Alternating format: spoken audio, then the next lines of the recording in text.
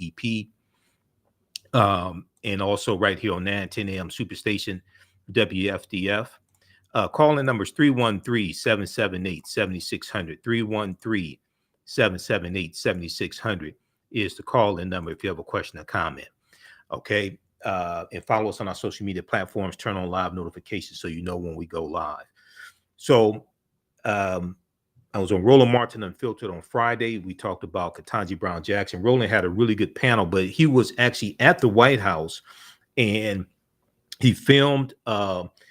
He was in the Rose Garden. He filmed the presentation and he filmed the remarks from Ketanji Brown Jackson and President Joe Biden, Vice President Kamala Harris. But also he was on the ground talking to people who attended the ceremony and got their response also. So check that out. Roland Martin on Facebook, Roland Martin on YouTube. That's from Friday, April 8th. But we'll talk about the confirmation of Ketanji Brown Jackson. We'll talk about Will Smith being banned from the Oscars for 10 years. Do you think it was severe? I think it's severe, but I also think they're trying to send a message. You know, I've been following this. You know, we've been talking about this here on this show also.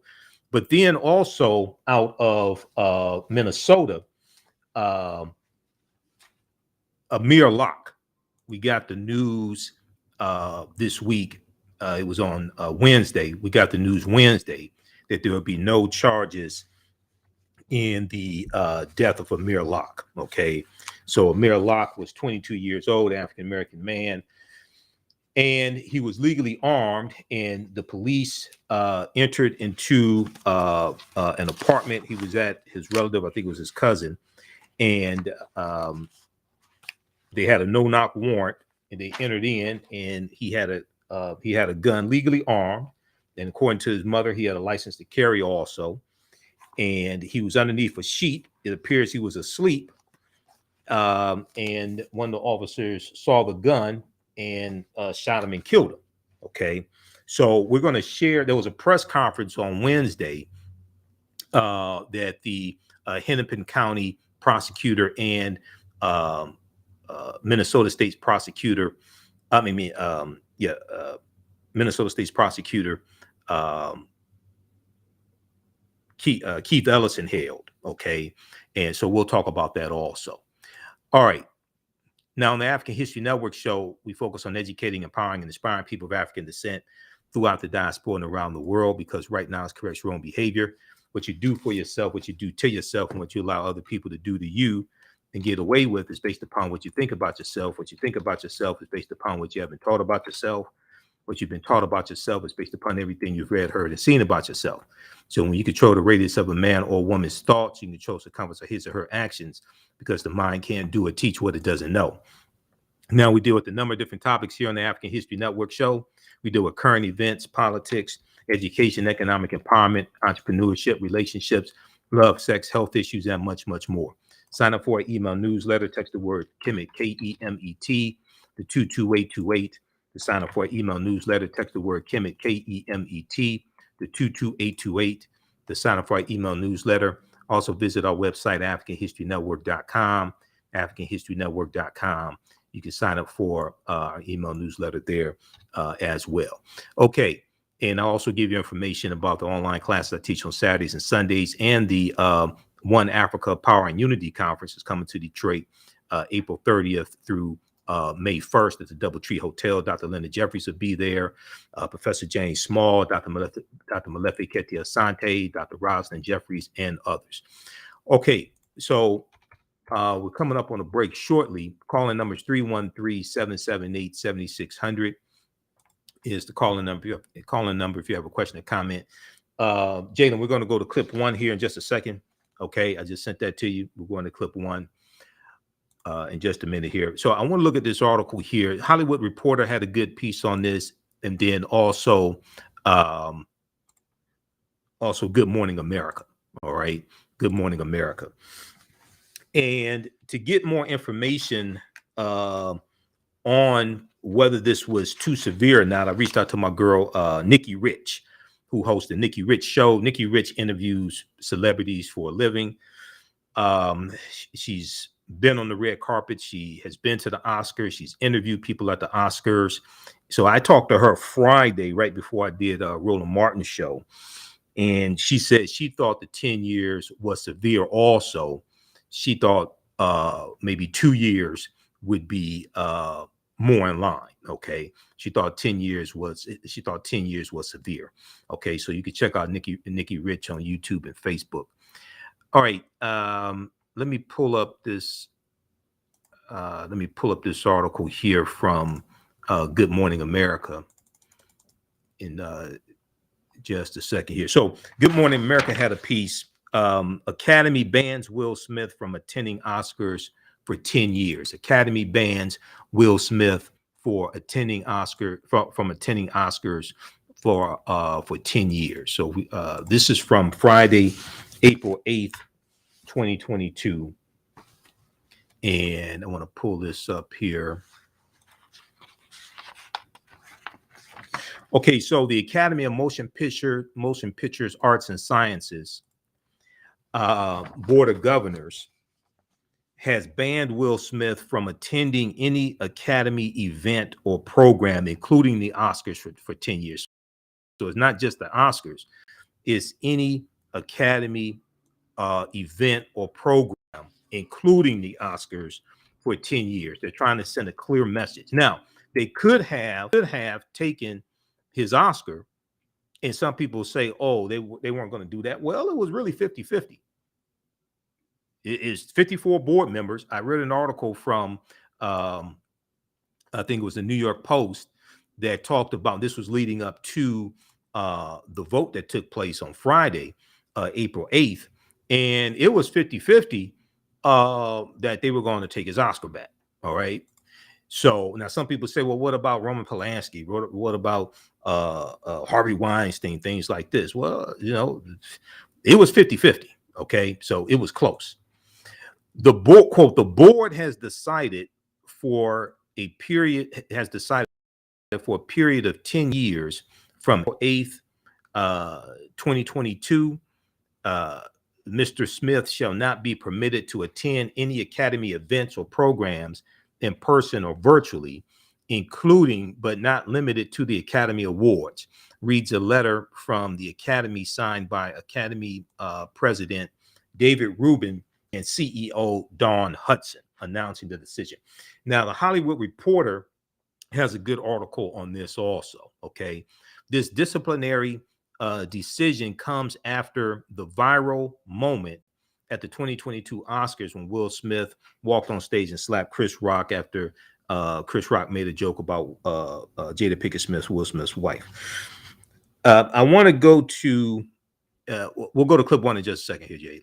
The Academy apologized for the incident and for how the incident was handled on its part, saying it was, quote, unprepared for the unprecedented. The letter also said this outcome is a step toward a larger goal of protecting the safety of our performers and guests and restoring trust in the Academy. Protecting the safety of our performers and guests and restoring trust in the Academy. The Academy concluded by saying it hoped this, quote, can begin a time of healing and restoration for all involved and impacted. Now, I want to go to clip number one here.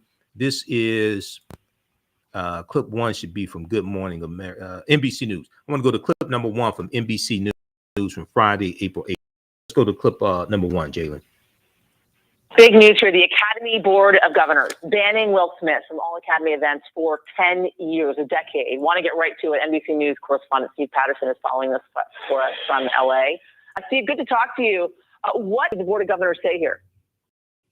Well, Yasmin, with the decision and the obvious, 10 years without one of Hollywood's biggest stars is a long time compared to what many experts were expecting or predicting. And it's a definable amount of time, which makes it a lot less likely that they'll all of a sudden go back on their decision. This is a sentence of 10 years. Obviously, it's far from the harshest penalty that could have been levied, which would have been to take his Oscar away entirely. That's not happening. The statement also doesn't say anything about and being blocked from being nominated or winning again if he is nominated, and penalties as severe as those were not expected in the first place. In really the history of the Academy, there's very little precedent for that happening. Not to mention, we've heard over and over again about the outcry. Former winners like Harvey Weinstein kept his Oscar, Roman Polanski kept his Oscar, and so on. We did get a statement from the Academy. President David Rubin said, quote, "This action we are taking today in response to Will Smith's behavior is a step toward a larger goal of protecting the safety of our performers and guests and restoring trust in the Academy. We also hope this can begin a time of healing and restoration for all involved and impacted." That's directly from the Academy. They deliberated for about 3.5 hours. And remember, they moved up this date. They wanted to make this announcement today to move on from the whole Will Smith saga. Jasmine? We hearing anything from Will Smith's camp or Chris Rock's camp with all this happening? Will Smith has really been silent since he's made, obviously a repeated number of statements in the week that, that slap occurred. Chris Rock has been almost entirely mute. He's given a few comedy shows where he's warned the crowd, look, I'm not going to talk about this. I'm not going to say anything. I'm not ready to make a statement or a comment. I think when both of those guys are ready to talk, it will come in an official format. It will. Okay, we'll pick this up on the other side of the break. Back that up about 20 or 30 seconds, Jalen. Calling numbers 313-778-7600. 313-778-7600 is the call-in number if you have a question or comment. Also, when we come back from the break, we'll talk about Judge Ketanji Brown Jackson being confirmed to the U.S. Supreme Court, and we'll talk about the ceremony that was held in the Rose Garden on Friday. We talked about this on Roland Martin Unfiltered. You're gonna hear from some African-American women who talk about the impact that this has and also what needs to happen in the 2022 midterm elections. You listen to the African History Network show. I'm Michael Imhotep. We'll be back in a few minutes.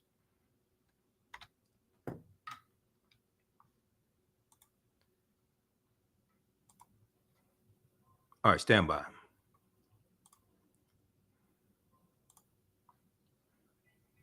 Stand by. Back from break in 4 minutes. Stand by. A special report on the Masters. Tournament started, he didn't feel like the number one player in the world. Well, what about now? Scheffler posting his 4th victory in the last 3 months and his first major title. He had such a big cushion, he 4-putted at 18 and still won by 3. Scheffler told CBS he can exhale now. I was fortunate to put myself in a position where I was in control of the tournament today, so I didn't have to worry about what anybody else was doing out there. If I took care of my stuff and played good, solid golf, I felt like I would get the job done. And so that was the goal going into today, was just keep my head down. And I did see at one point that Rory posted 7 under, I believe, and then Cam and I were kind of getting a little tight there after he birdied 11. I made a huge par putt there. And then after that, he made a mistake on 12 and had a nice up and down. After that, just played some good golf. Yeah, quite an understatement. The 25-year-old from Dallas, Scotty Scheffler, wins at 10 under. Rory McIlroy 7 under. Cam Smith in that final pairing with Scheffler tied for 3rd at 5 under. You're listening to coverage of the 2022 Masters on Westwood One. The CFOs that get it, get.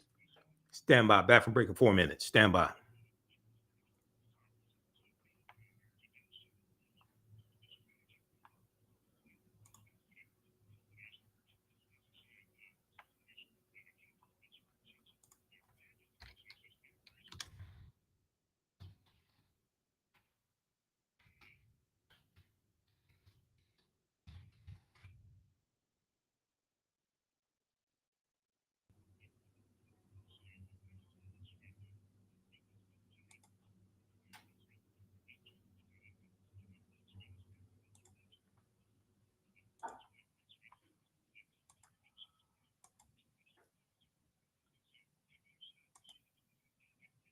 Back from break in 3 minutes. Stand by.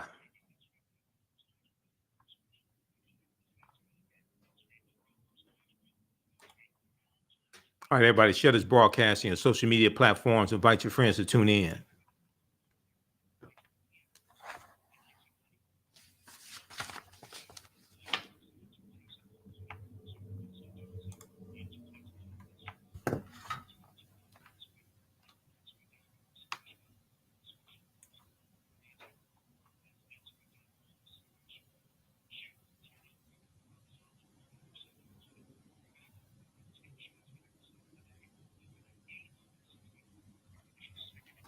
They're 3 back. Shane Lowry and Cam Smith both 5 under. Colin Morikawa 4 under. Tiger Woods 13 over in his return from his horrific car wreck. He told Sky Sports he'll play in the British Open at St. Andrews this summer. From Augusta, I'm Ted Emmerich, Westwood One Sports. So excited. Stand by. Back from break in 2 minutes.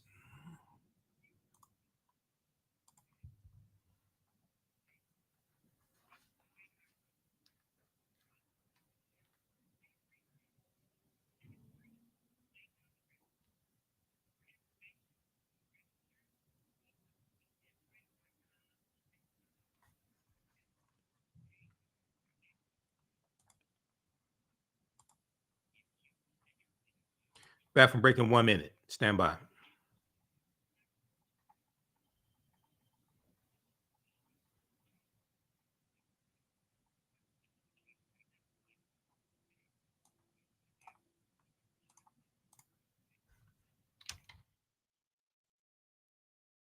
How's everybody doing? All right.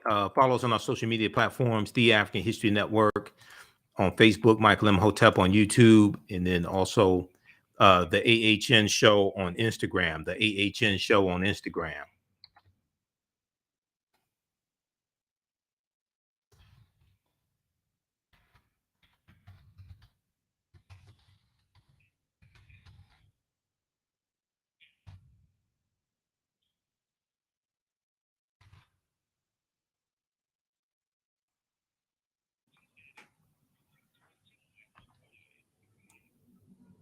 Welcome back to the African History Network show right here on 910 AM, the Superstation, the Future Radio. I'm your host, Brother Michael Imhotep. It is Sunday, April 10th, 2022, and we are live. Calling numbers 313-778-7600. 313-778-7600 is the calling number if you have a question or comment. All right. So right before the break, we were talking about Will Smith being banned from the Oscars for 10 years. Some people think it's severe. Some people wanted his Oscar taken away, to be quite honest. Some people wanted it revoked. All right. Coming up in a few minutes, we're going to talk about Judge Ketanji Brown Jackson also being confirmed to the White House. And on Friday, there was a ceremony in the Rose Garden to celebrate that as well. So you're going to hear a clip of that. And I was on Roland Martin and Filter. We discussed all of this on his show also. Okay, Jalen, let's go back to this clip here from NBC News. Occurred. Chris Rock has been almost entirely mute. He's given a few comedy shows where he's warned the crowd, look, I'm not going to talk about this. I'm not going to say anything. I'm not ready to make a statement or a comment. I think when both of those guys are ready to talk, it will come in an official format. It will come in some sort of big interview. But no, we've heard nothing so far from this point of statement or even from when that happened at the Oscars. What about with the Board of Governors making sure something like this never happens again? I think obviously, look, the board wanted to make this statement today. They wanted to get this out of the way. That's number one. I think number two would be to address any safety concerns in the future, would be to maybe levy harsher penalties, maybe update the guidelines. That's all stuff that will come at a later date, maybe ahead of the next Oscars, maybe an announcement that comes further down the line. Remember, the meeting was supposed to be again about 2 weeks from now. This was moved up specifically for this reasoning. This is the reasoning that we got today. Yeah. And I'm imagining, Steve, this ban does not affect his wife, Jada. No effect or impact from the family. And again, no statement from the family that we've heard so far. Steve Patterson, thanks for being on this for us. We appreciate it. Okay, so that was from NBC News from Friday, April 8th. So I want people to understand the meeting of the Board of Governors, there are 54 members of the Board of Governors, that was supposed to take place April 18th. They moved the meeting up to April 8th because of the fallout behind all this. And we know that there have been different abductions and movies, things like that, that have backed away from Will Smith. Now, he's going to recover from this. This ain't the worst thing that somebody could have done. He's going to recover from this. But, I mean, this is an example of how, stupid actions can follow you. And, hopefully, I don't know exactly what's going on with their relationship, but hopefully, they can fix things, or if they're better separately or what have you, whatever. But, I mean, this is crazy. This happened on like probably the biggest night of his life. Okay. Now I wanted there was a article from we're going to clip 2 in just a second. Jalen, from clip 2 is from the Today Show. We're going to that in just a minute here.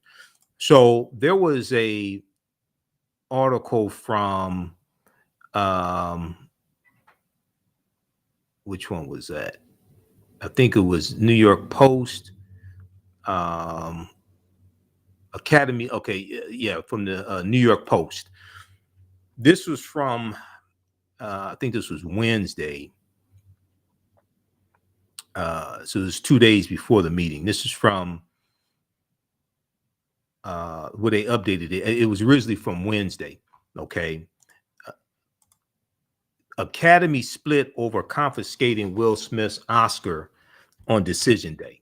Okay. Academy split over confiscating Will Smith's Oscar on decision day. Because I'm telling you, some people wanted his Oscar taken back. Now, I think that's a bridge too far. I think that's going way too far, but still, it's like, hey, so read this one also from the Washington Post. Will Smith's Oscar trial is a stalemate, with Smith's fate over the slap slated to be decided today.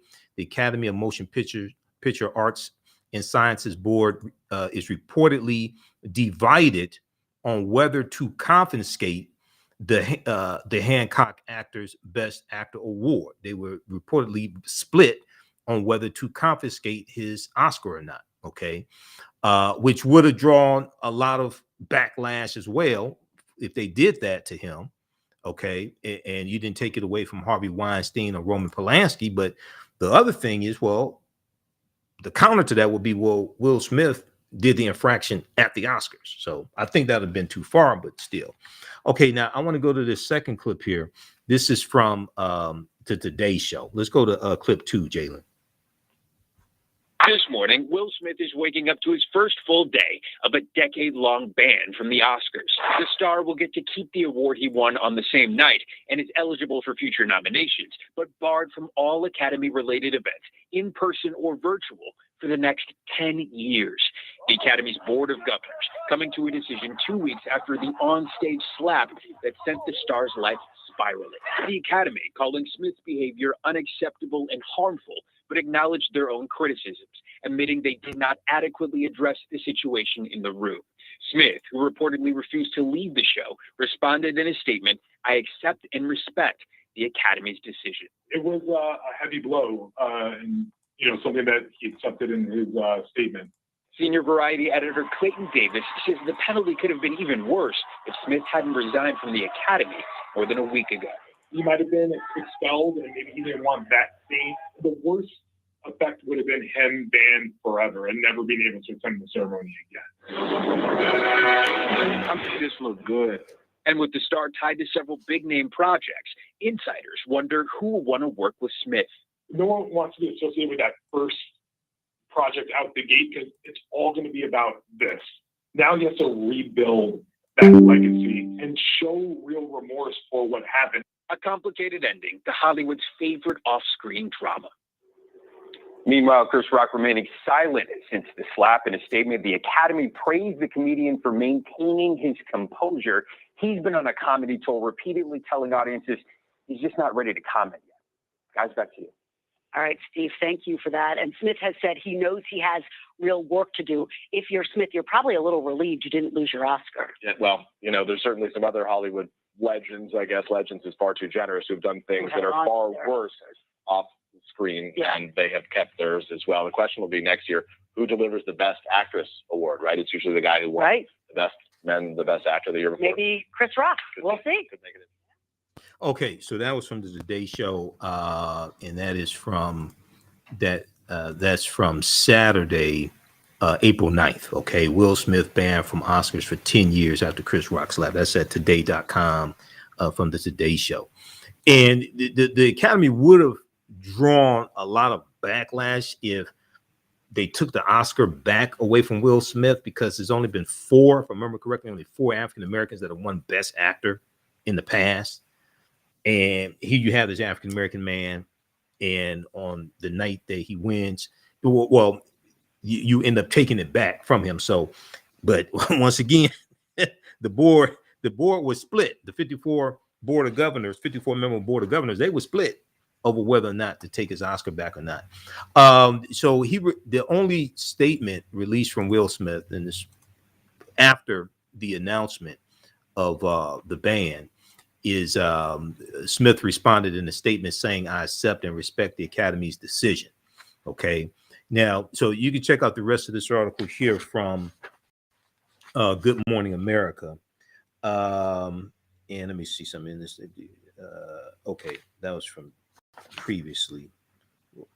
Okay. Hollywood Reporter has an even better article. Film Academy. Let's go to this one here quickly from the Hollywood Reporter. Film Academy bans Will Smith from Oscars ceremony for 10 years. And this one from the Hollywood Reporter, they actually have the actual letter, the statement from the Academy, so you can read that. Okay, we'll pick this up on the other side of the break. You listen to the African History Network show right here on 9:10 a.m. Superstation, the Future Radio. When we come back, we'll talk about Ketanji Brown Jackson being confirmed to the U.S. Supreme Court. And we'll let you hear what happened in the Senate chamber. And we'll talk about why the Republicans walk out after her confirmation. And then we'll talk about what happened in the Rose Garden on Friday when they had the ceremony for Ketanji Brown Jackson. Listen to the African History Network show. I'm Michael Imhotep. We'll be back in a few minutes. Hello, Detroit. This is Stand by. Back from break in 4 minutes. Stand by. Back from break in 4 minutes. How's everybody doing? Share this broadcasting and social media platforms.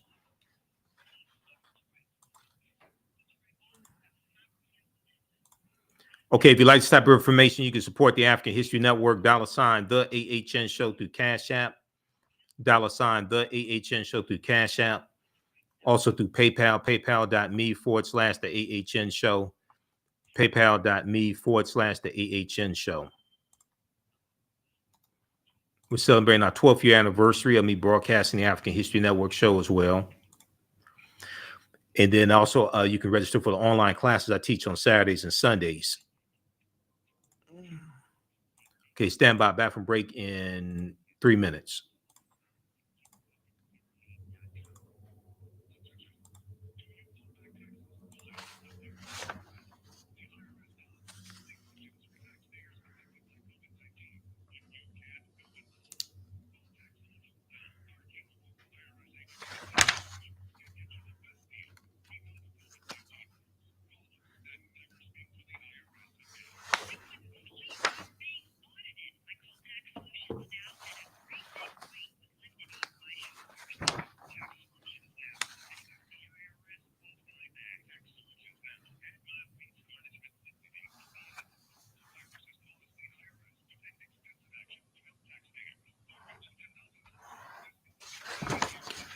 All right, back from break in 2 minutes.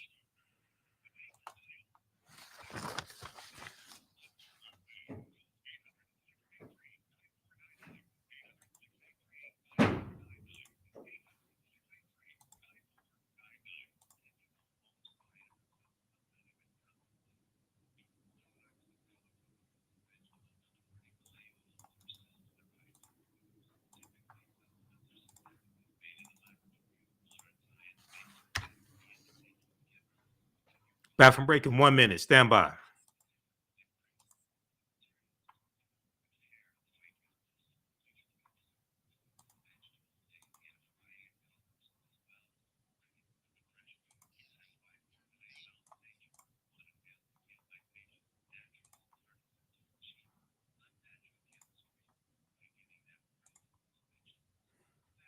Okay, we got the Radio Raheem show.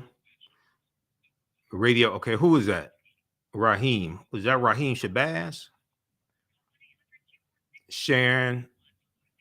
We got Sharon, Becky, a woman on the internet. Welcome back to the African History Network show right here on 9:10 a.m. the Superstation, the Future Radio. I'm your host, Brother Michael Imhotep. All right, calling numbers 313-778-7600, 313-778-7600. is the call-in number if you have a question or comment. Okay, so very quickly here, we're going to clip 3, Jalen, just a second, from Roland Martin Unfiltered. Check out the article from the Hollywood Reporter as well. Film Academy, let me see, what does it say here? Film Academy bans Will Smith from Oscars ceremony for 10 years. They have the official statement in here also from the Academy, but there's a section here. Okay. The Academy, and then right here, many members of the industry have expressed outrage over Smith's behavior, which he himself called shocking, painful, and inexcusable. Some even called for him to lose the Oscar statuette that he was awarded and or his eligibility for future Oscars. Okay, he could have been expelled from the Academy, which would have been even worse than being banned for 10 years. He could have been expelled. So this could have been a lot worse for him. And then let's see here. Okay, so then they have the official statement down here from President Rubin and Hudson of the Academy also, so you can check that out as well. Okay, I want to go to this clip here. This is from Roland Martin Unfiltered. This is from Friday, April 8th. And we talked about this for a few minutes on Roland's show. Here's what happened. Let's go to this clip, Jalen.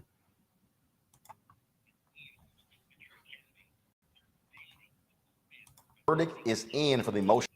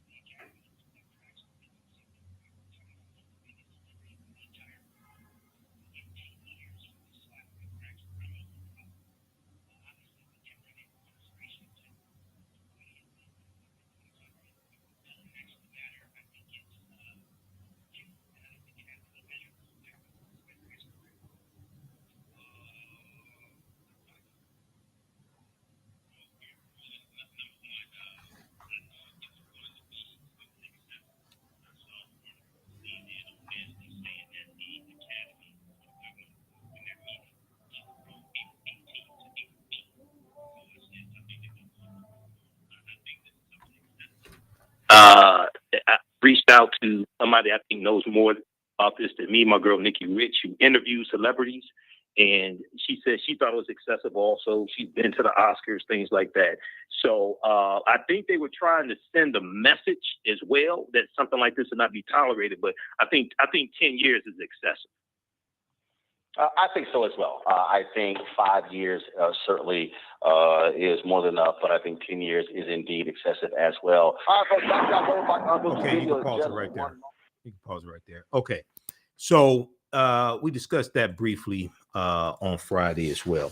Okay, now I want to get to this this next story here. Now but once again, this is an example of how actions have consequences, and if you're in a toxic relationship or something like that, I'm not saying Will Smith is, but if you are, it could affect your behavior.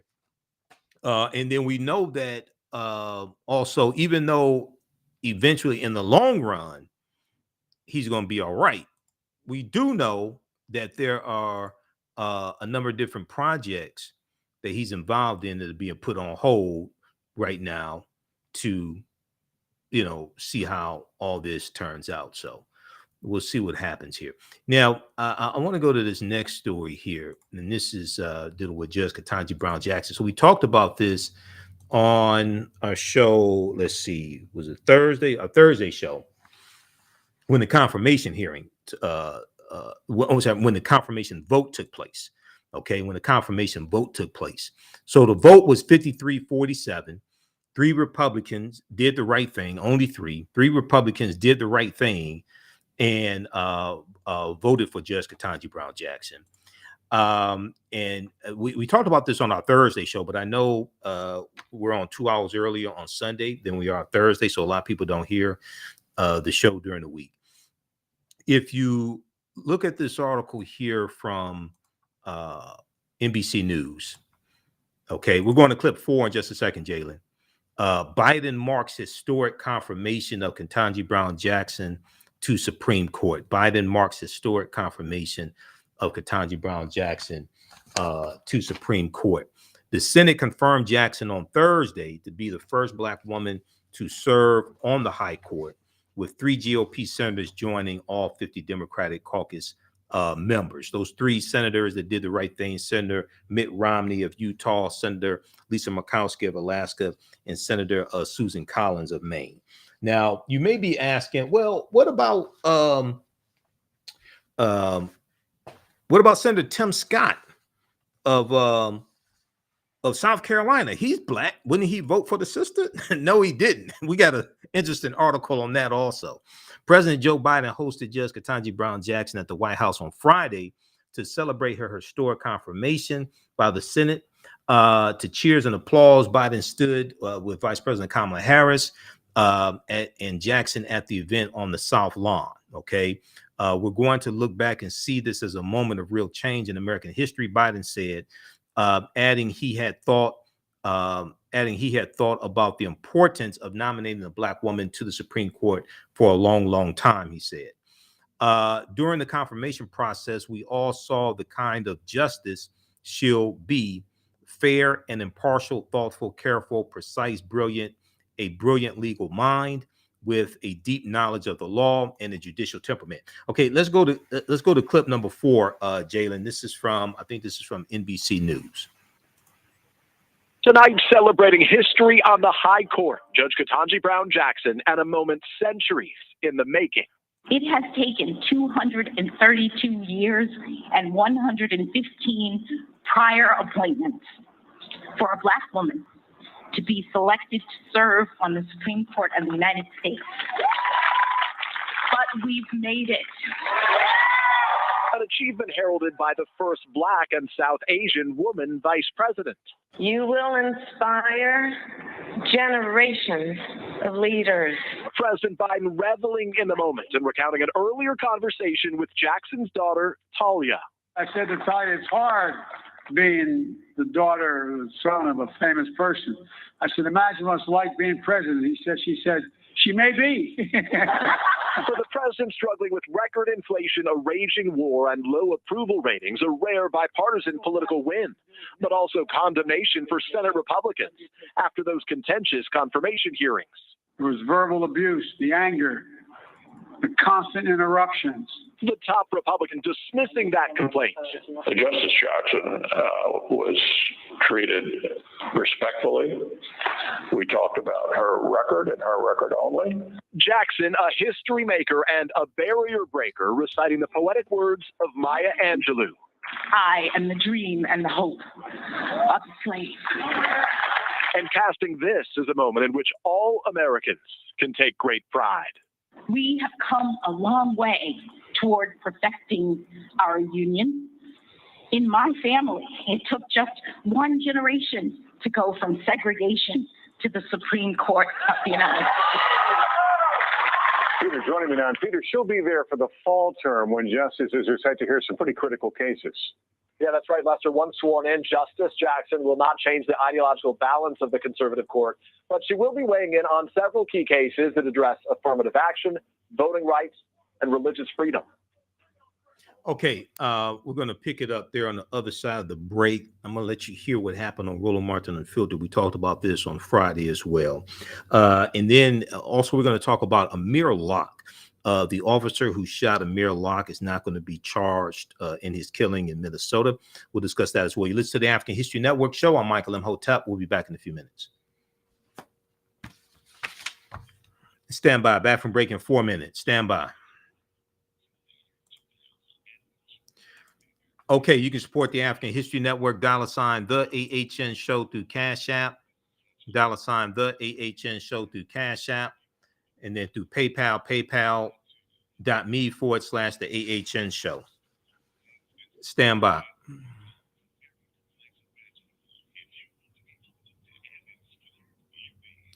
Okay, Martell, before you chop it up, you should go watch our show Thursday. We dealt with that. Ain't nothing to chop up. People don't read.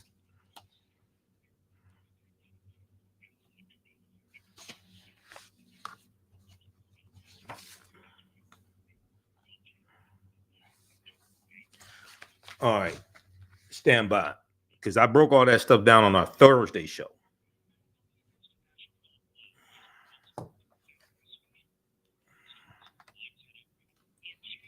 Scotty Scheffler was number 19 in the world and had never won on the PGA Tour.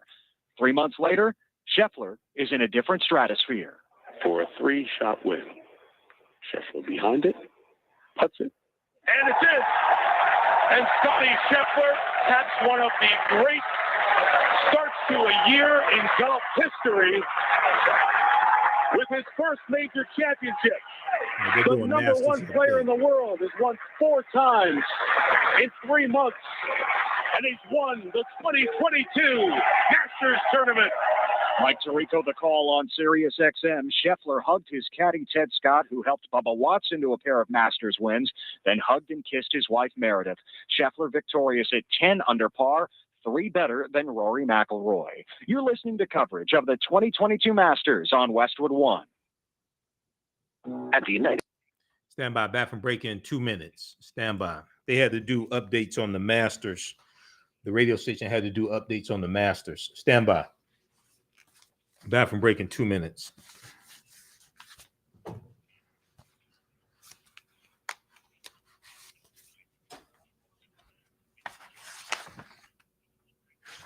Okay, we're going to clip number.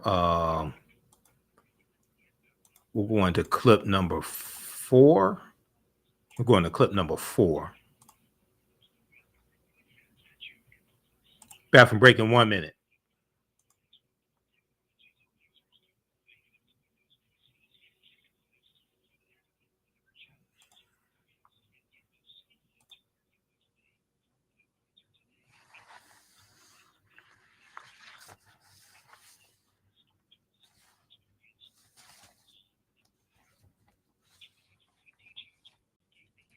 The 2022 Masters champion, Scotty Scheffler, donning the green jacket. Let's check the leaderboard. Sponsored by the Disney Bundle. Get Disney Plus, Hulu, and ESPN Plus with the Disney Bundle. Terms apply. See thedisneybundle.com for details. Scheffler had to laugh after 4-putting for double bogey at 18. It didn't matter. At 10 under, he wins by 3 over Rory McIlroy. Scheffler becomes the 3rd Texas Longhorn to win the Masters after Ben Crenshaw and Jordan Spieth. McIlroy 7 under after equaling the best final round score in Masters history, an 8 under 64. It's Rory's best finish at the Masters, solo second. Shane Lowry and Cam Smith both 5 under, 5 back. Tiger Woods 13 over. He did something special just by playing all 72 holes on his surgically repaired right leg. From Augusta, I'm Ted Emmerich, Westwood One Sports. Welcome back to the African History Network show right here on 910 AM, the Superstation, the Future Radio. Okay, right before the break, we were talking about Judge Ketanji Brown Jackson being confirmed. That happened on Thursday. That was Thursday, April 7th. We talked about it on our Thursday show. And one of the things we talked about, and not a lot of people know this, but we talked about the real reason why some of the Republicans kept talking about pedophilia and her ruling on cases regarding pedophiles. Okay. How many people remember Pizzagate? 2016, you had Edgar Madison Welch, who was following an internet conspiracy theory. And he went to the Kemet Pizzeria, the Kemet Pizza restaurant. He was following this internet conspiracy theory. He was a North Carolina man who fired an assault rifle inside of the Washington, D.C. pizzeria, the Kemet Pizzeria, Kemet Ping Pong restaurant, as he chased down an internet rumor related to Hillary Clinton. Okay, he chased down an internet rumor related to Hillary Clinton. Okay, so the shooting took place December 4th, 2016 in Washington, D.C. Edgar Madison Welch was 28 years old. And he drove a number of hours. Instead of contacting the police about this internet rumor, he took it upon himself to drive a number of hours, and he goes to the pizzeria and shoots it up. Prosecutors say he was self-investigating an online conspiracy theory dubbed Pizzagate that claimed that the Kemet Ping Pong restaurant was harboring a child sex trafficking ring with connections to influential Democrats. And they were supposed to have the children in the basement, but there was no basement to the Kemet Ping Pong restaurant. Washington police and the FBI denied the theories had any substance. It's more stupid nonsense like QAnon. Okay. And now it's even deeper than this. Check this out.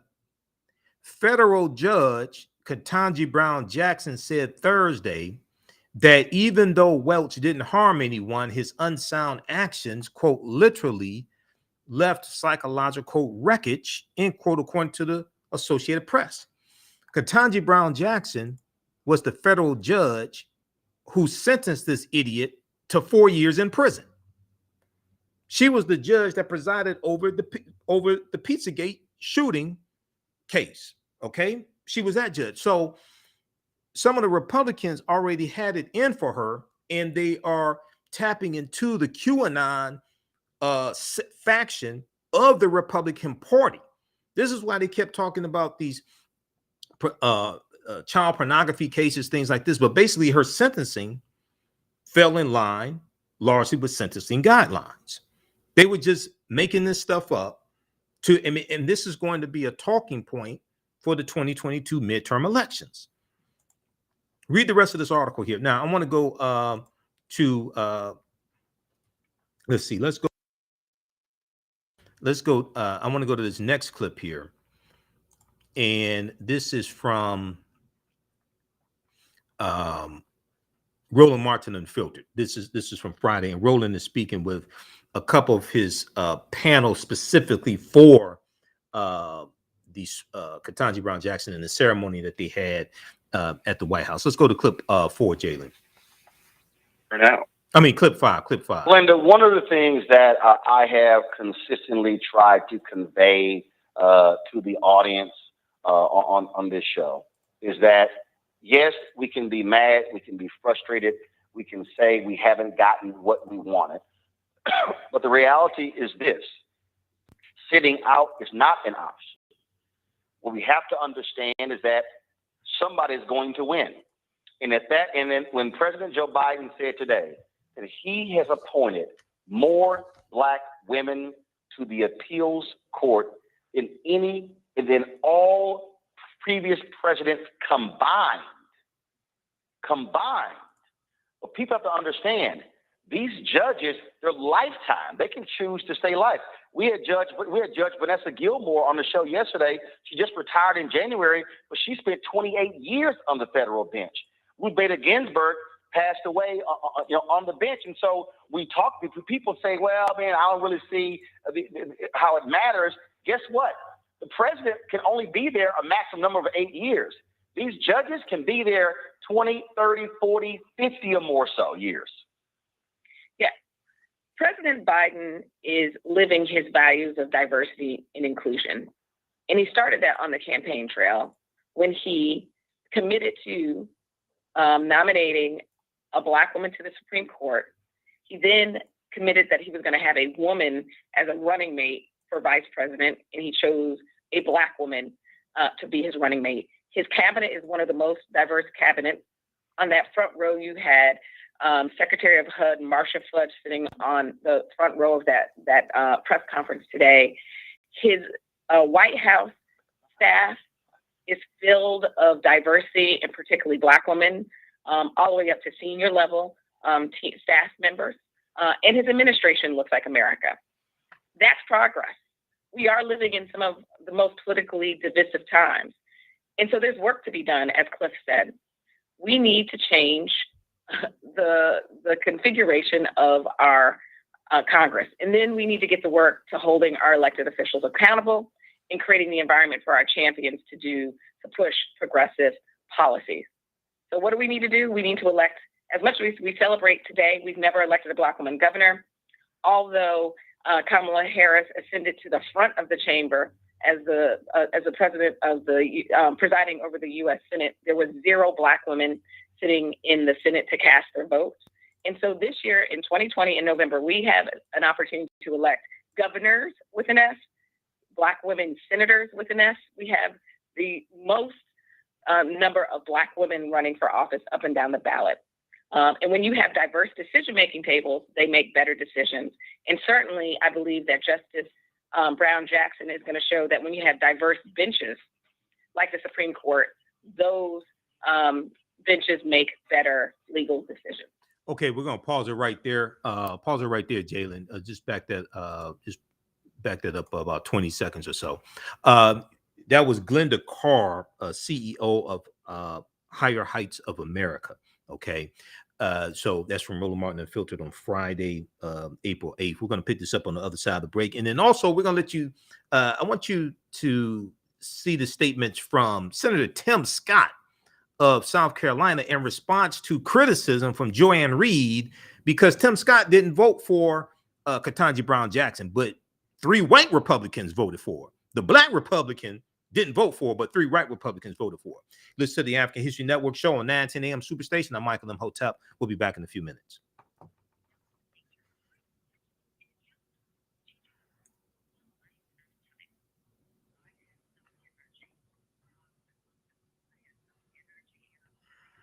Stand by, everybody. Share this broadcasting on social media platforms.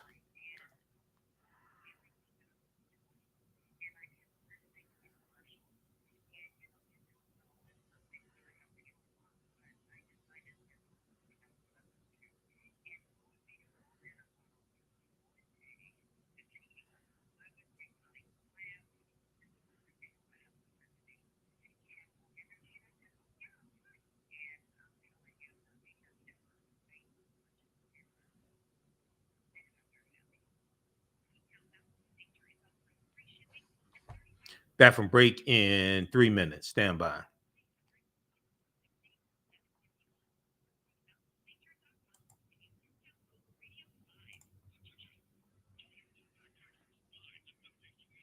Okay, you can register for the online classes I teach on Saturdays and Sundays. Ancient Kemet, the Moors, and the Maafa, understanding the transatlantic slave trade, where they didn't teach you in school. And right now, most of the content is already archived. So as soon as you register, you can watch 10 weeks of the class. Okay, as soon as you register, you can watch 10 weeks of the class. So the class is on sale $60, regularly $130. I'll give you some more information on this when we come back from the break. Stand by. Back from break in 2 minutes.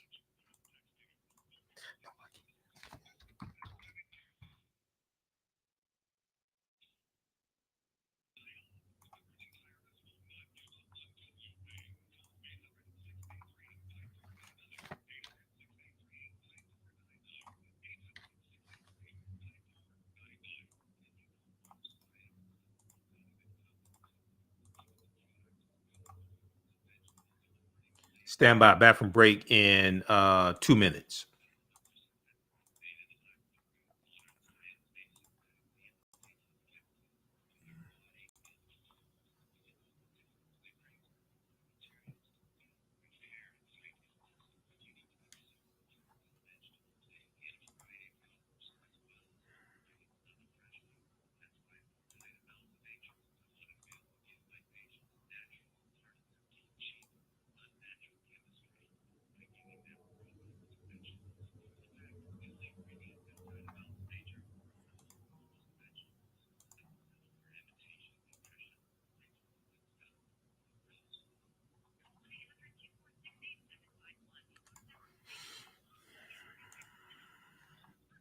Back from break in 1 minute. Detroit, 910 AM Superstation, a division of Adele Media. The views and opinions expressed on any program are those of the producers and or the persons appearing on the program and do not necessarily reflect the views and opinions of 910 AM Superstation or Adele Media. Welcome back to the African History Network show. All right, the calling number is 313-778-7600. 313-778-7600 is the calling number if you have a question or comment.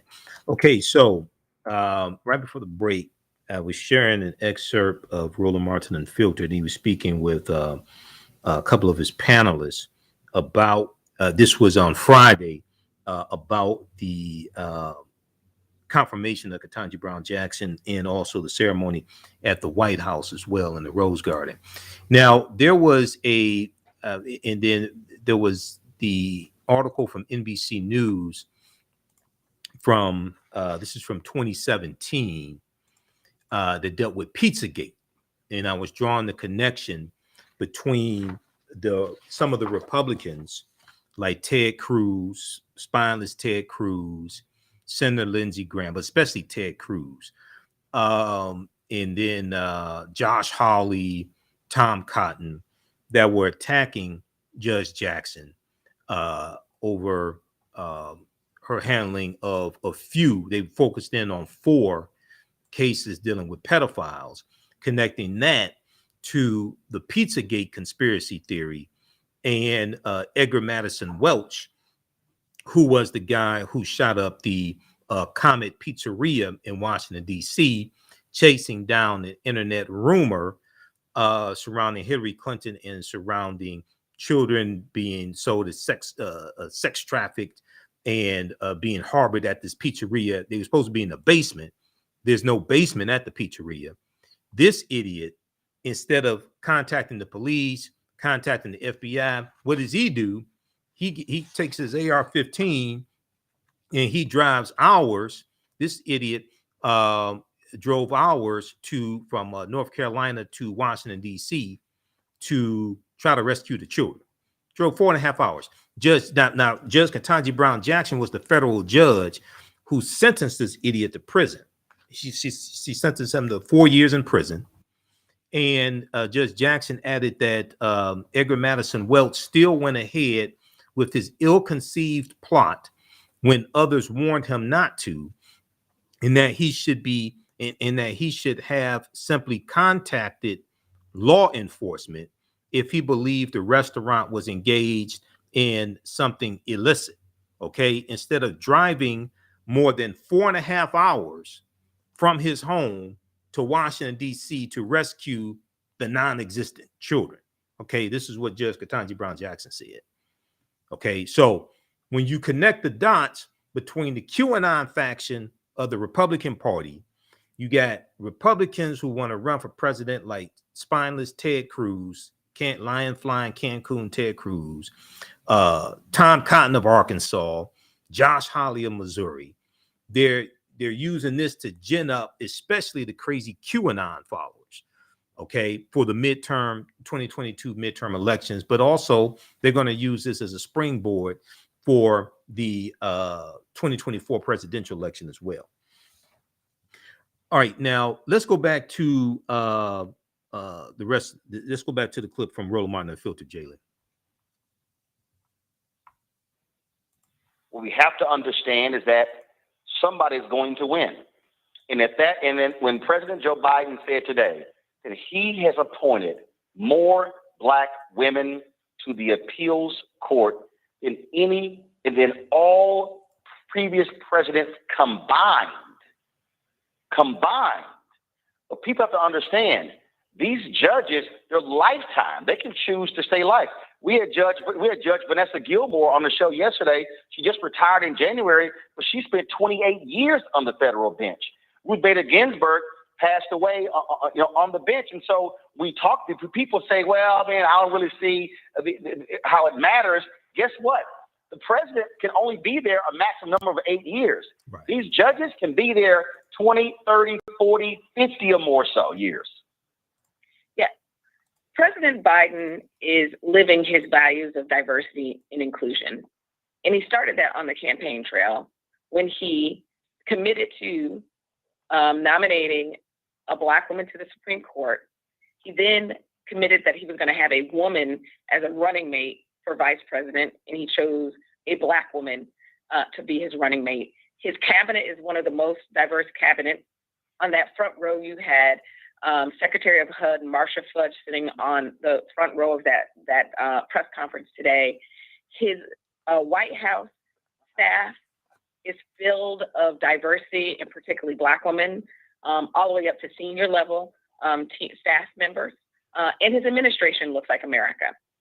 That's progress. We are living in some of the most politically divisive times. And so there's work to be done, as Cliff said. We need to change the configuration of our Congress. And then we need to get to work to holding our elected officials accountable and creating the environment for our champions to push progressive policies. So what do we need to do? We need to elect, as much as we celebrate today, we've never elected a black woman governor. Although Kamala Harris ascended to the front of the chamber as the president of the presiding over the U.S. Senate, there was 0 black women sitting in the Senate to cast their votes. And so this year in 2020 in November, we have an opportunity to elect governors with an S, black women senators with an S. We have the most number of black women running for office up and down the ballot. And when you have diverse decision-making tables, they make better decisions. And certainly, I believe that Justice Brown Jackson is going to show that when you have diverse benches, like the Supreme Court, those benches make better legal decisions. To that point, in terms of moving forward, Rebecca, as I said, she ascends. She says, finally, we are now here. But the point that we have to keep making is more history can actually unfold. There can be more federal judges, more district judges, more appeals court judges, filling the pipeline. So it's not just the one. Now is an opportunity for us to keep pressing. And the reality is, I said this last night, you've got critical Senate races. If Democrats are able to hold the majority and expand the majority, we can guarantee that there are more black federal judges. And then there's some sister out there who was younger than Judge Ketanji Brown Jackson who could be appointed. Donald Trump and McConnell, they appointed a 35-year-old white woman who was only 11 years removed from law school. And so people need to understand that sitting out the election cannot be an option, because we must be thinking about the judicial branch and the executive and the congressional offices as well. So I run a national nonpartisan voting rights organization. And one thing that I really want to point out here, since the 2020 election, there have been so many laws across the country that suppresses the right to vote. And so as we think about the critical races up and down the ballot across the country this year, we still need to urge Congress to pass meaningful voting rights legislation. We have a gutted Voting Rights Act. So I'm happy with the events that unfolded today, that Justice Ketanji Brown Jackson is a staunch supporter of voting rights. She actually believes in the fundamental right to vote. But we also need Congress to act. We are 7 months today away from the general election. We're already seeing that in the primaries that are taking place across the country right now, that some of the people who are trying to register to vote this year, when we look at what happened in Texas the other month, tens of thousands of people were denied to be able to register to vote because of the new rules that Texas has put into place since the last election. So we really need to lean on Congress and urge Congress to pass meaningful voting rights legislation. But the reality, Cliff and Damon, is Pause that it right it's there. been made perfectly clear. Pause it right there. Pause it right there. Okay, you can watch the rest of that, Roland Martin, on Facebook and YouTube. That's from November 8th. Okay, now I want to go to clip number 6. I want to go to clip number 6 because we'll go to that in just a second, Jalen. Clip number 6 at the 59:40 mark because Roland goes to the panel about this and I'm on the panel. If we look at the article from, I want to look at this article here from this one here from the Washington Post. Okay. Which one is this here? Okay. Washington Senate confirms Jackson as first Black woman on Supreme Court. Okay. So read this one from the Washington Post. NBC News also has a good one as well. And the vote was 53-47. Okay. Now, what's interesting is that when Thurgood Marshall was confirmed to the U.S. Supreme Court in 1967, the vote was 69-11. 69-11. He got a lot more Republican support. All right. But now it's only 3 Republicans. This is how partisan, how divisive Congress is. And they're towing the line for Donald Trump. All right. This is why the 2022 midterm elections are so crucial. Jackson's tally fell considerably short of those earned by previous trailblazing nominees, such as Thurgood Marshall, the first Black justice, who was confirmed 69-11 in 1967, or Sandra Day O'Connor, the first woman who was confirmed 99-0 in 1981. Okay. Now she is more qualified than anybody else on the Supreme Court. But you only had 3 Republicans that voted for it. So there was an interesting article from what was that from? It was dealing with Senator Tim Scott. Independent.co.uk, and this article, Black Senator calls Joy Reid vile, V-I-L-E, vile, after she slams him for voting against Ketanji Brown Jackson. So you had 3 white Republicans that voted for her, but Senator Tim Scott couldn't find it in he couldn't bring himself to vote for, which is, I mean, you would think the 3 white Republicans would give Tim Scott like some type of cover, or well, I think what it was, I think Senator Mitch McConnell didn't give him permission to vote. I think that's what it was. If we look at this one here quickly from the Independent, let's go to this. Then we'll go to the other clip, Jalen. Black senator calls Joy Reid vile after she slams him for voting against Ketanji Jackson. The senator calls Miss Reid's critique offensive and ridiculous. Now, first of all, she's married, so it should be MRS instead of MS.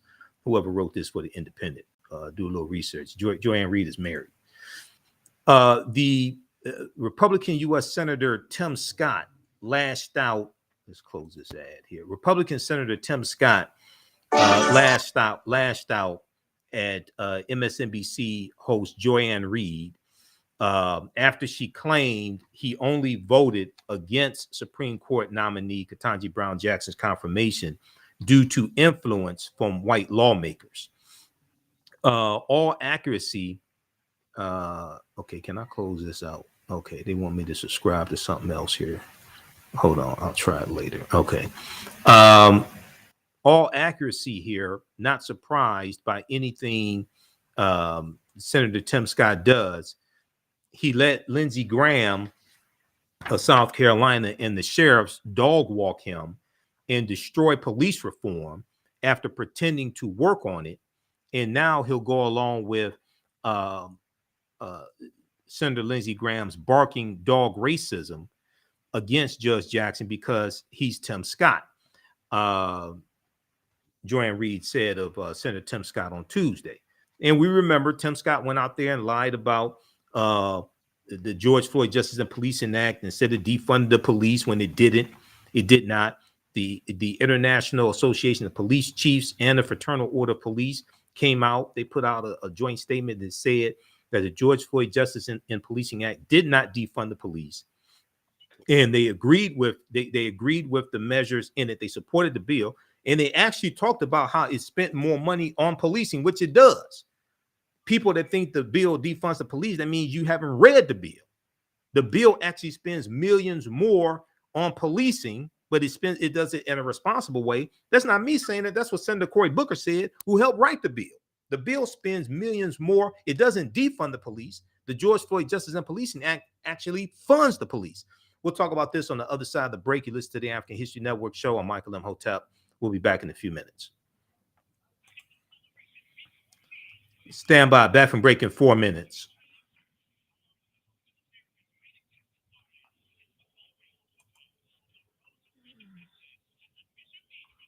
Stand by.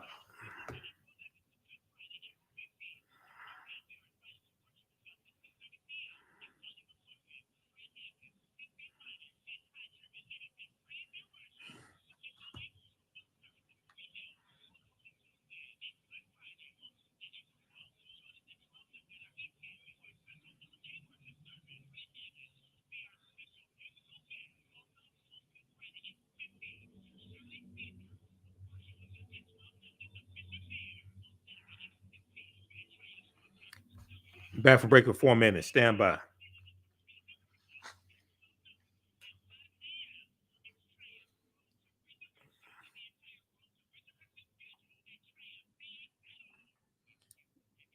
Back from break in 3 minutes.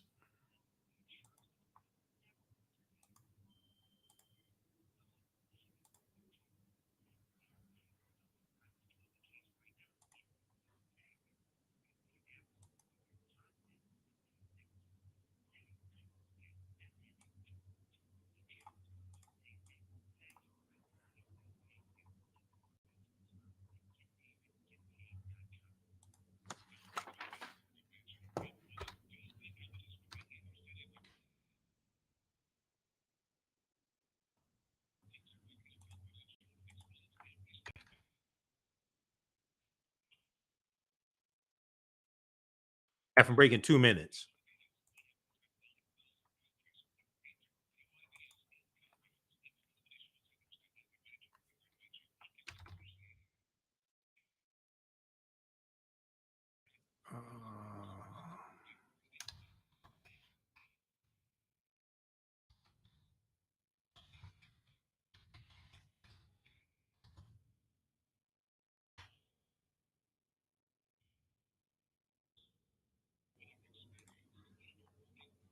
Back from break in 1 minute. Stand by.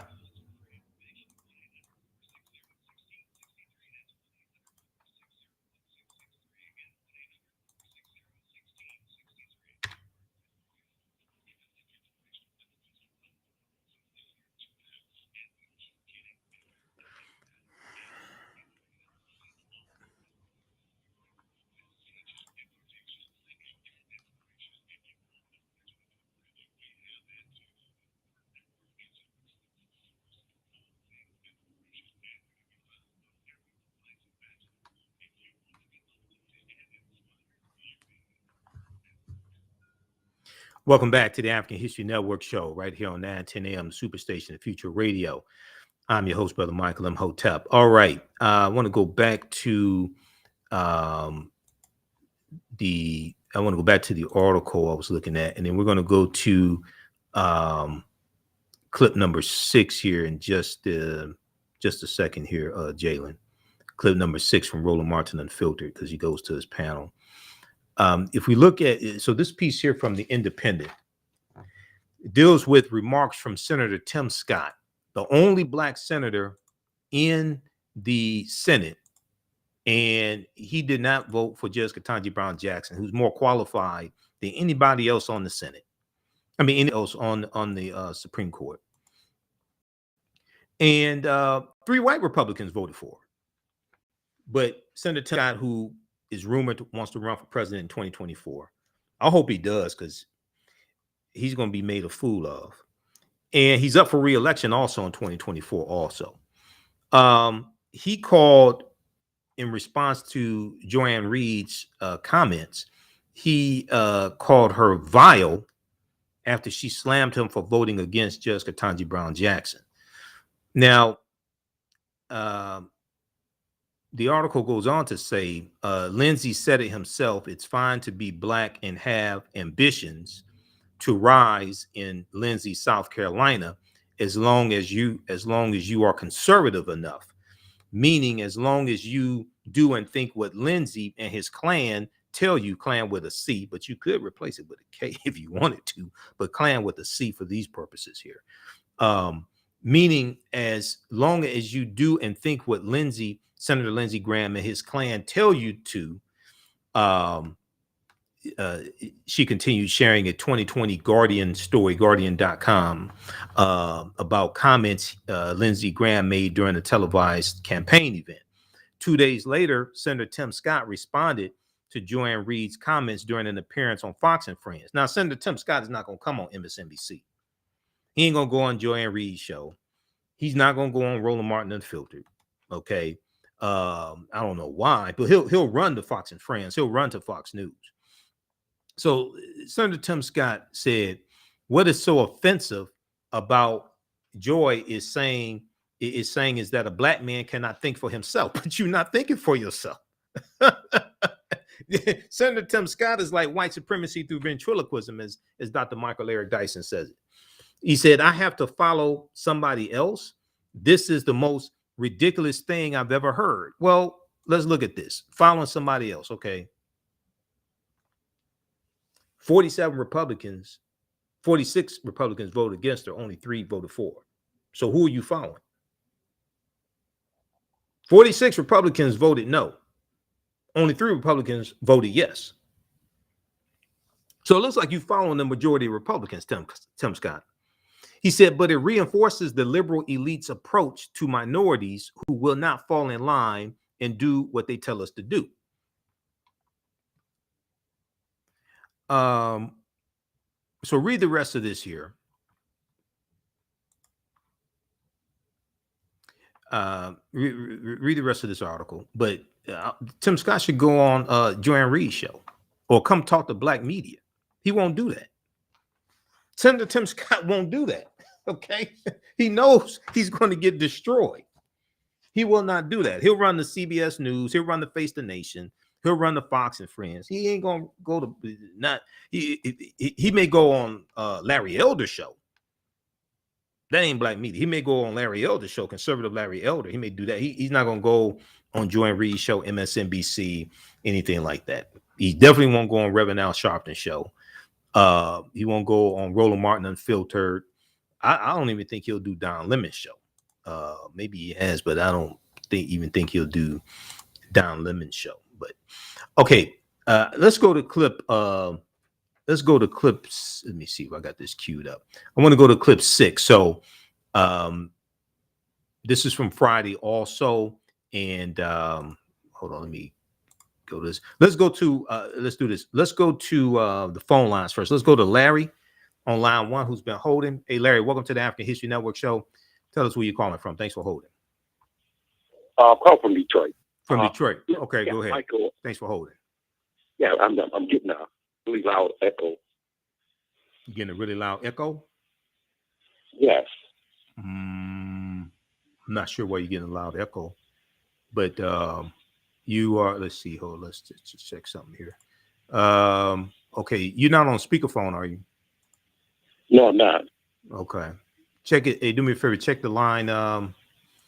Check the line there, Jalen. He said he's getting an echo.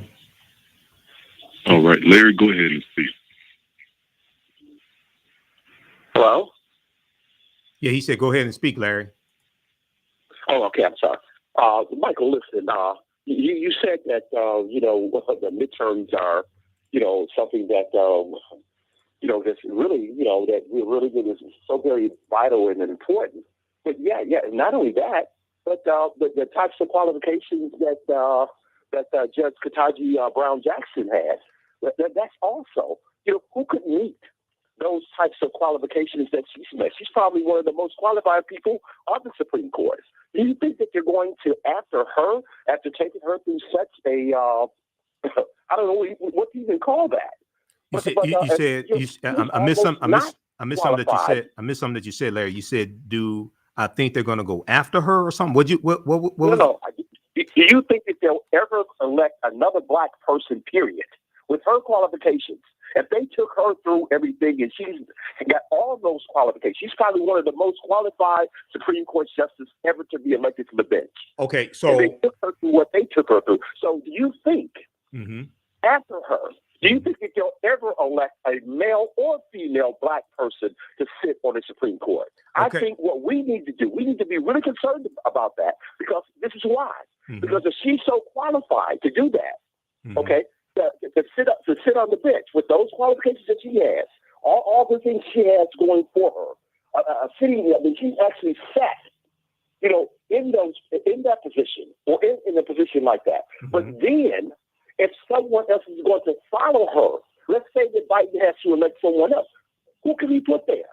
Oh, there's a number of people he could. There's a number of people who could. We don't know. There's a number of people. Don't know. No, Larry. Larry. There's a number of people he could put there.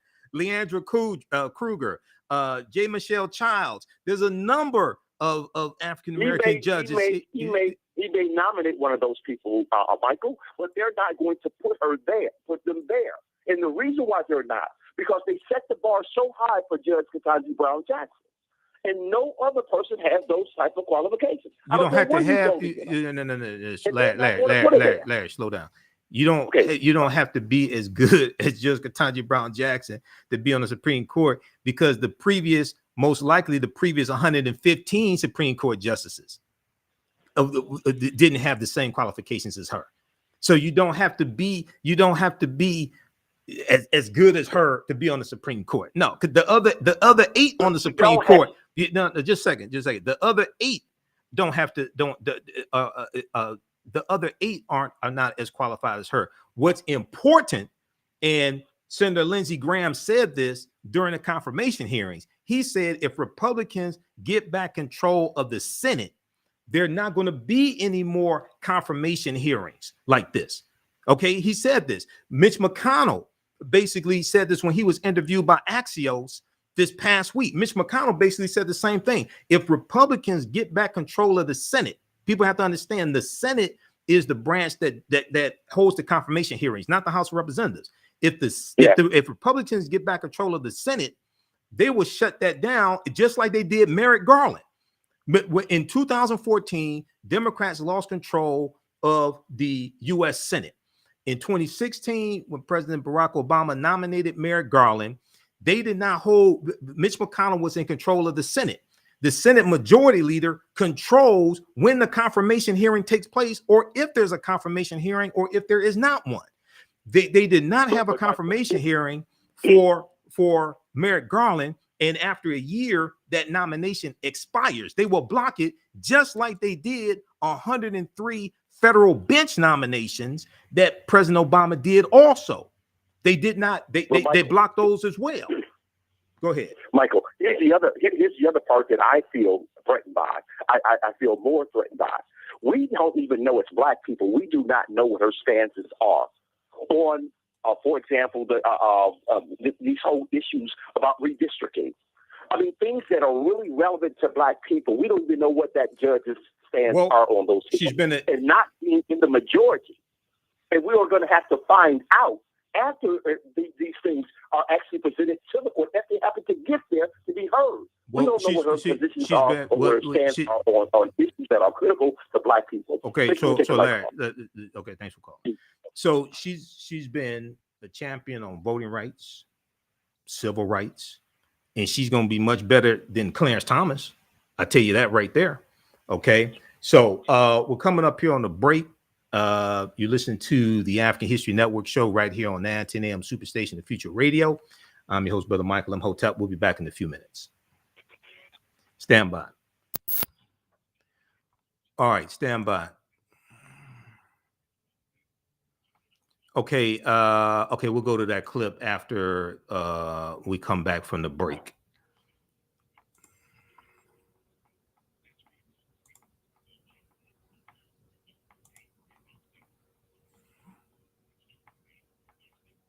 Stand by.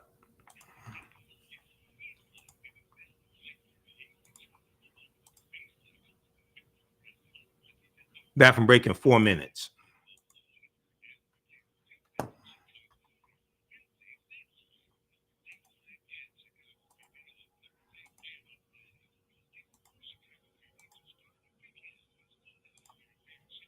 Back from break in 4 minutes.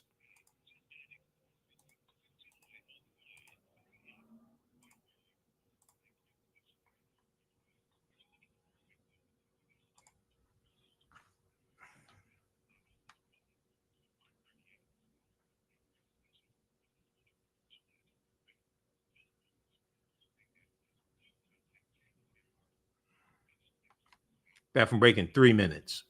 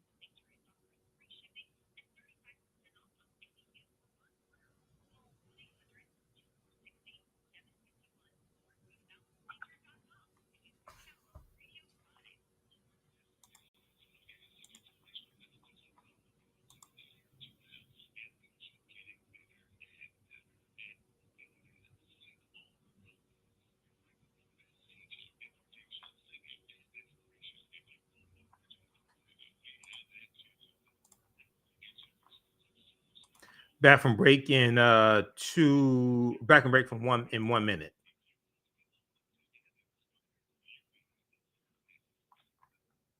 Welcome back to the African History Network show right here on 910 AM, the Superstation, The Future Radio. I'm your host, Brother Michael Imhotep. All right, it is Sunday, April 10th, 2022, and we are live. All right, I want to go to this clip here. This is from Roland Martin Unfiltered. This is from Friday, April 8th. And I was on this panel. We were talking about the confirmation hearing, but also the ceremony that took place in the Rose Garden. Let's go to this clip, Jalen. About an hour ago, the White House released the first official portrait of Judge Ketanji Brown Jackson. This is it right here. That is her first official portrait. Of course, there will be the actual Supreme Court photo once she is sworn in and she is actually provided her Supreme Court justice robe. My panel, Matt Manning, civil rights attorney, Kelly Bethea, communication strategist, Michael Imhotep, host the African History Network show. I also hope folks watching understand what you just witnessed is what happens when you support Black-owned media. Because just so y'all know, the White House at the event we were all behind the barricades, and when it was over, they would not let us actually go interview the people who were attending. I was not particularly happy with that. Yes, I've already made my feelings known about that. I said it kind of don't make any sense having all these folks here. We can't actually talk to them. So we had to actually leave the White House grounds, Lauren Burke and I walked all the way around to the, literally, the entrance was like right there. But we had to literally go out the White House, go all through the front, to the side, to capture those folks there. And so that's what we did. And there was no other media out there. And so it was important I felt, for us to hear from those voices, the people who were sitting in there. And that was important. So when y'all support us, we're able to buy the cameras, send staff, in this case, that was me, to do these things. That's why it's important, because otherwise, if you watch the other network shows, all you're going to see are just the speeches from the platform. No, the reaction was also critically important. And Kelly, I'll start with you. That was the thing that, and you saw that, especially each one of those Black women, they remarked about what they saw, what they heard, and when she quoted Maya Angelou, that also really brought it home. It really did. I've been kind of sort of emotional most of this afternoon, primarily because of this speech, and just seeing what Justice, soon to be Justice Brown Jackson, has gone through. It just was a reflection of what I've seen so many other Black women go through, trying to get to where they are in their respective careers, in their respective positions.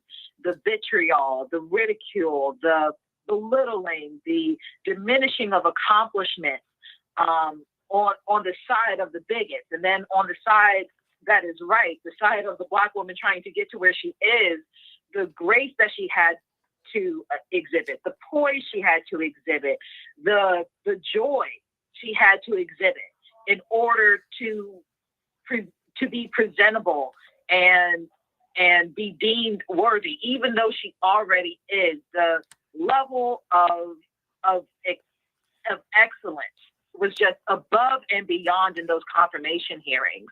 And while she was already worthy, it was evident during these confirmation hearings that she was the one who was supposed to be on this bench. And finally, seeing that it was a bipartisan support, even though it was only 3 Republicans who voted for her. The fact that there was some modicum of decency on the GOP side to confirm her, the fact that she has been affirmed by the President of the United States and every single colleague who matters in her regard, it just felt like anything is possible today. This was a wonderful way to end a stressful week, for sure. And I can only imagine what she is feeling as the first Black woman Supreme Court Justice. I am so excited for her. I'm excited to read her opinions. I'm excited to hear recordings of her on the bench. I'm excited to read the books that inevitably will come out on her behalf, books that she will write.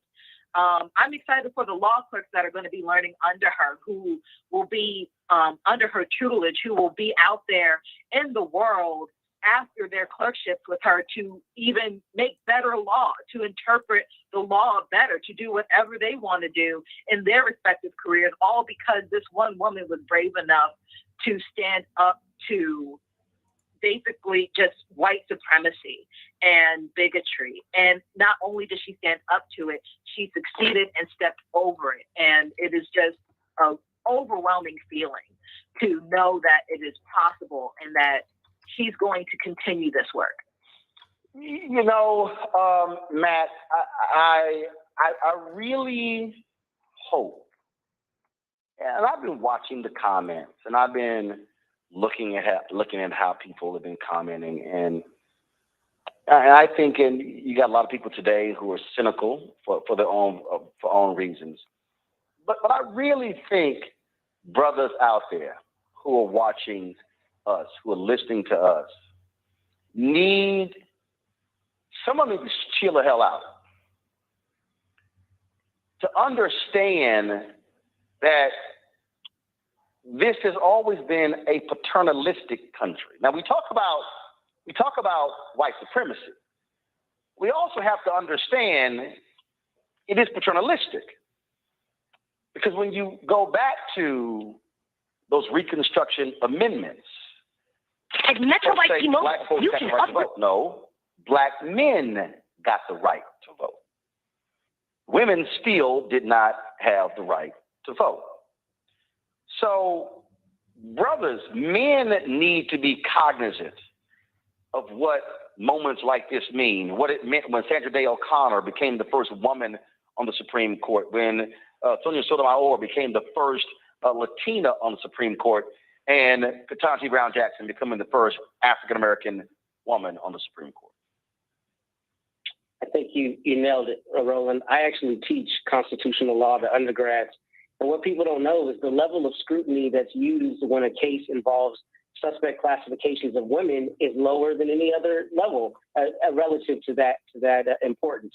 It's intermediate scrutiny rather than strict scrutiny. And your point is well taken in that this is not about us.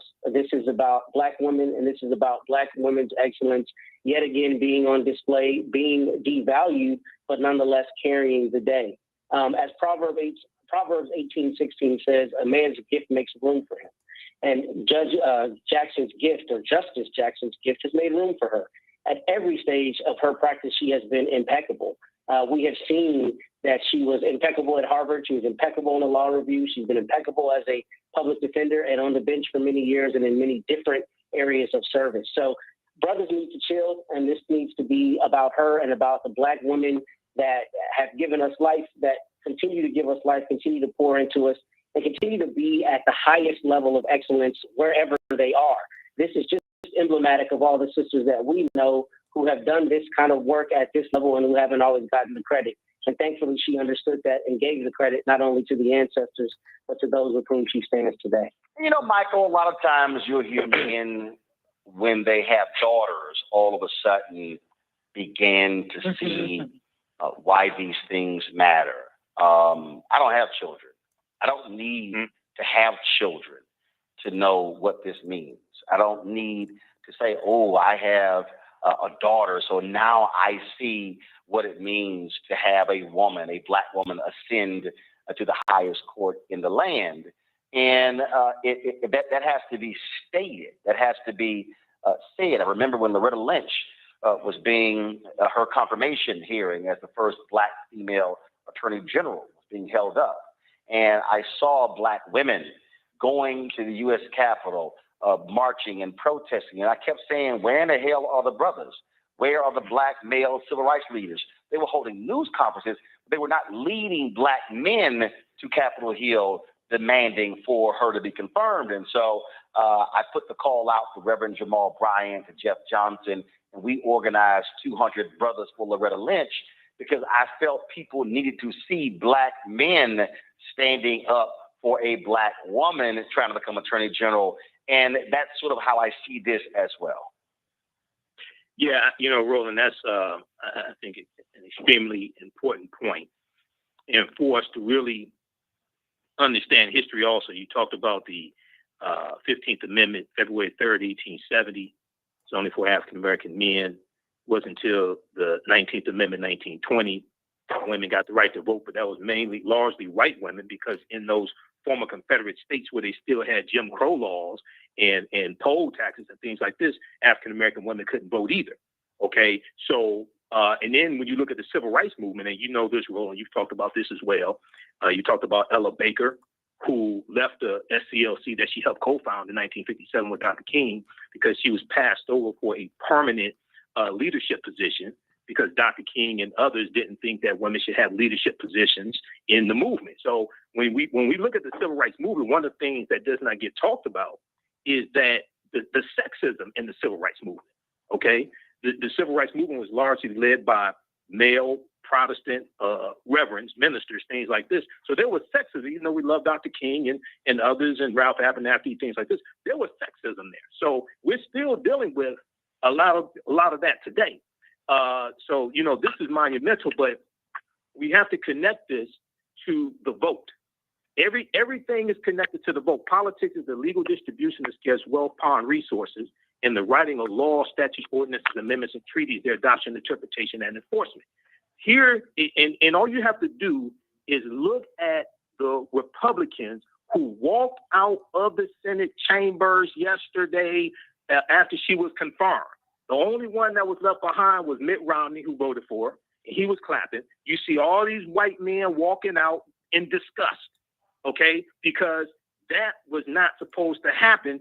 And then you look at the comments from Senator Mitch McConnell when he was interviewed by Axios, and he's telling you, look, if Republicans take back control of the Senate, they're going to block any more Supreme Court nominations, but also federal bench nominations as well. So we can celebrate today, but this is a war. And this white nationalist party, they're playing for keeps. We don't understand history. Indeed. All right. Pause it right there, man. Pause it right there. Hey, pause it right there. All right, hey, Jalen, man, I like that Imhotep guy. We need to get him on the show next Sunday. All right, when we come back from the break, I want to go to clip 7 when we come back from the break. So I'm gonna want you all to hear the final vote in the Senate that took place. That was 53-47, and then I want to go to this clip because the dean from the sister from Howard University's law school is going to talk about the significance of this confirmation as well. You listen to the African History Network show. I'm Michael Imhotep. We'll be back in a few minutes. Stand by. Share this broadcasting on social media platforms. Invite your friends to tune in. Stand by.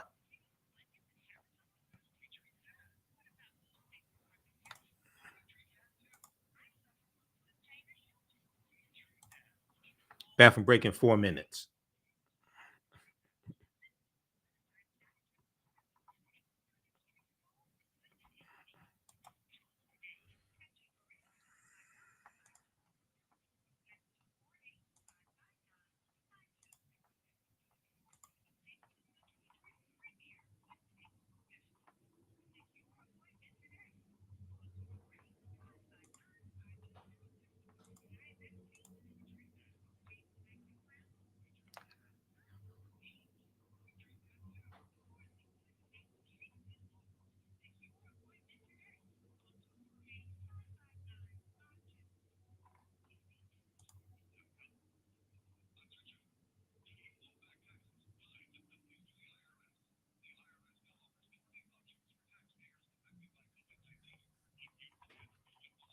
Bathroom break in 2 minutes.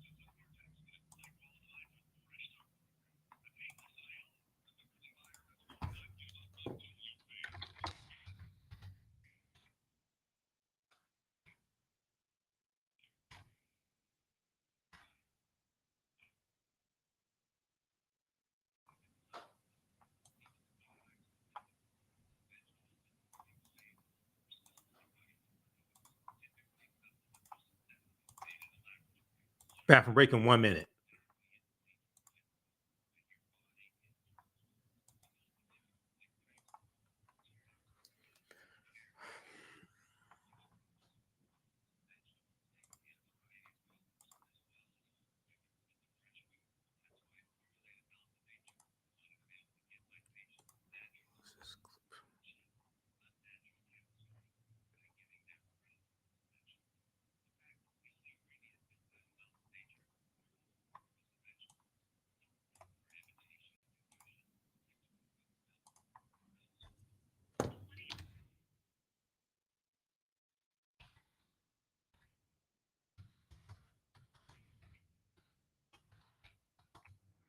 Welcome back to the African History Network show right here on 9:10 a.m. the Superstation, the Future Radio.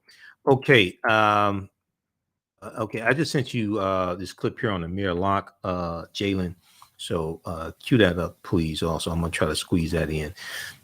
Okay, the previous segment that I just played, my two co-panelists, Kelly Bethia and Matt Manning, they are both attorneys.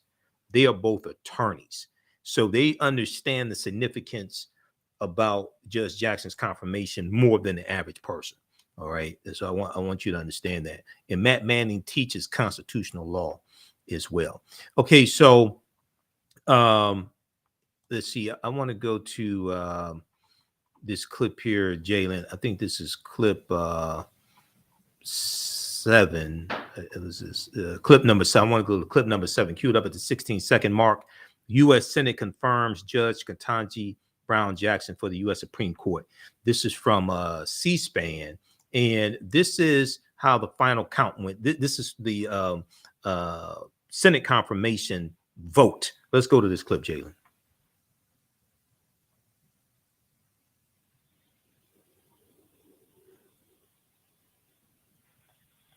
On this vote, the yeas are 53, the nays are 47, and this nomination is confirmed.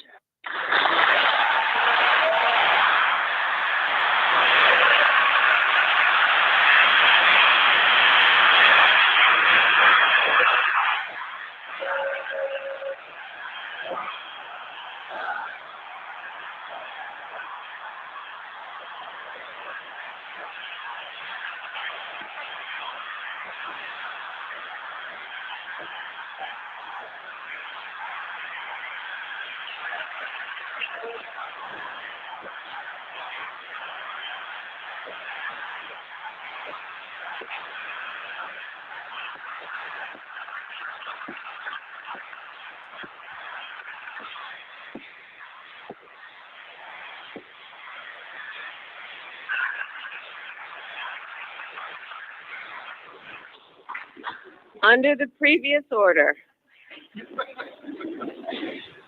the motion to reconsider is considered made and laid upon the table, and the president will immediately be notified of the Senate's action. Madam President, very happily, I note the absence of a quorum.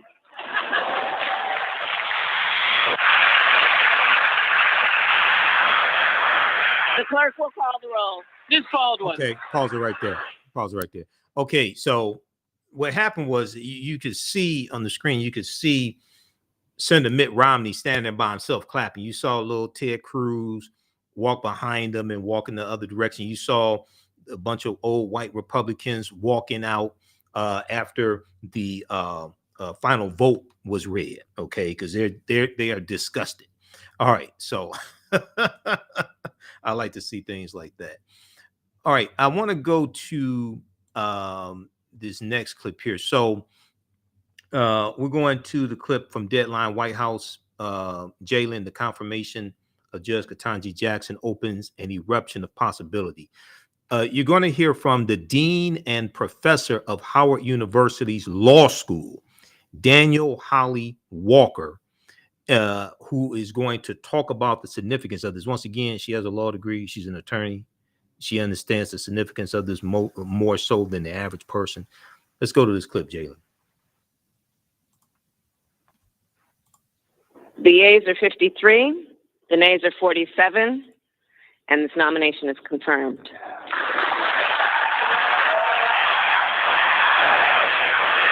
An historic vote in the U.S. Senate today confirming Judge Ketanji Brown Jackson to the United States Supreme Court. Of course, she becomes the first Black woman to sit on the U.S. Supreme Court.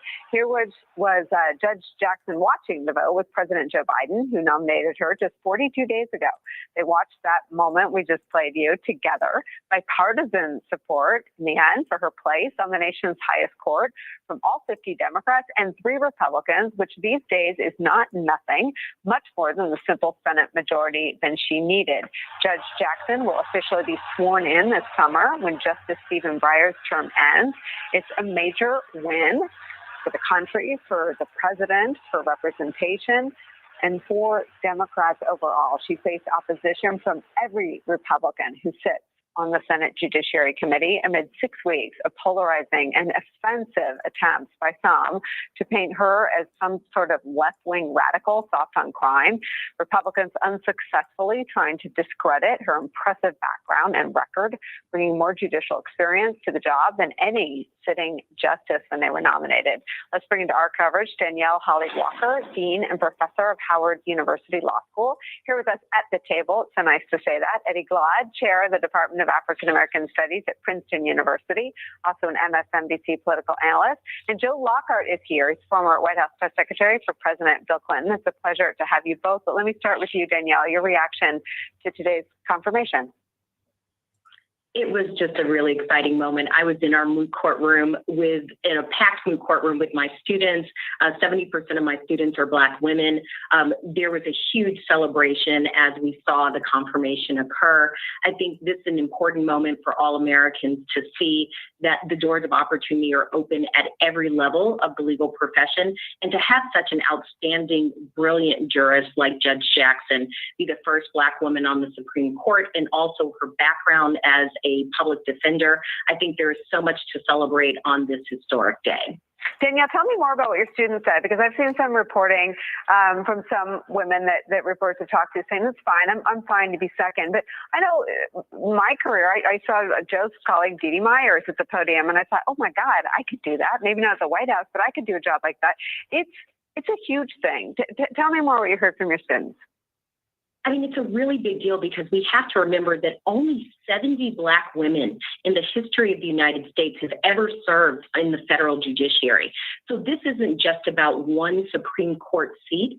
It's about the idea that Black women should be serving at every level of our federal judiciary and every level in our state judiciary. And I think it really gives my students and students around the country and people, little girls around the country, the opportunity to say, even though I may never become a Supreme Court justice, I do have the opportunity to become a judge, to become a law firm partner, to become a federal public defender. All of the things that they saw in Justice Jackson's background, they now know that they can also do those things. And I agree, Nicole, it's a powerful moment. I was the first Black woman on a faculty at a public school in the South. And it meant a great deal. I wasn't the last. And I think that's what this really means today. She will be the first, but she will not be the last. And it is a very powerful moment for that reason. And Okay, Danielle, from the sublime to the pause right there, Jalen. ugly. Pause it right there. Okay, you can check that out. Just pause it right. Pause the clip right there. Okay, stop the clip. Okay. All right. Everybody, check out this article here from. This is from New York Times. We belong in these spaces. Jackson's successors reflect on her nomination. This is from the New York Times, and they spoke with African-American female law school students at Harvard University, okay? And one of the things that they talk about in here is that only 4.7% of lawyers are African-American, and just 70 African-American women have ever served as a federal judge, representing fewer than 2% of all such judges. Now, Joe Biden has nominated more African-American women to the Federal Court of Appeals than all previous presidents combined. That's an example of how elections have consequences. Okay. All right. So in that clip that I just played, you heard the dean of Howard University. I talked about on my Thursday show. You can support us, $ TheAHNShow through Cash App. And visit our website, AfricanHistoryNetwork.com, AfricanHistoryNetwork.com. Right now, it's correct your own behavior. It's not over till we win. Wakanda forever. We'll talk to you tomorrow. Peace. Okay, stand by, everybody. Stand by. Okay, Restream stopped broadcasting for a minute, so I had to restart the broadcast. Okay, I want to go to, once again, check out the article from the New York Times. I talked about this early in the week. Name of this article is We Belong in These Spaces. Jackson's successors reflect on her nomination. Okay, and they spoke with African-American female law at Harvard University. For this piece. Okay. So Wednesday, April 6th, we got the news about Amir Locke and no charges in the killing of Amir Locke in Minneapolis, Minnesota. Okay, back in February. So I talked about this on our Thursday show, but I want to go to this article quickly, and I want to go to this clip here that deals with this. And we dealt with the press conference that was held by Hennepin County prosecutor and also Minnesota State prosecutor Keith Ellison. If we look at this piece here, police won't be charged in death of Amir Locke, black man shot in no-knock raid. There's insufficient admissible evidence to file criminal charges in this case, Hennepin County Attorney Michael Freeman and Minnesota Attorney General Keith Ellison said. Now, this is from April 6, 2022. This is from April 6, 2022. No charges will be filed in the death of Amir Locke, a 22-year-old African-American man who was shot by a SWAT team officer during a raid with a no-knock warrant in Minneapolis in February.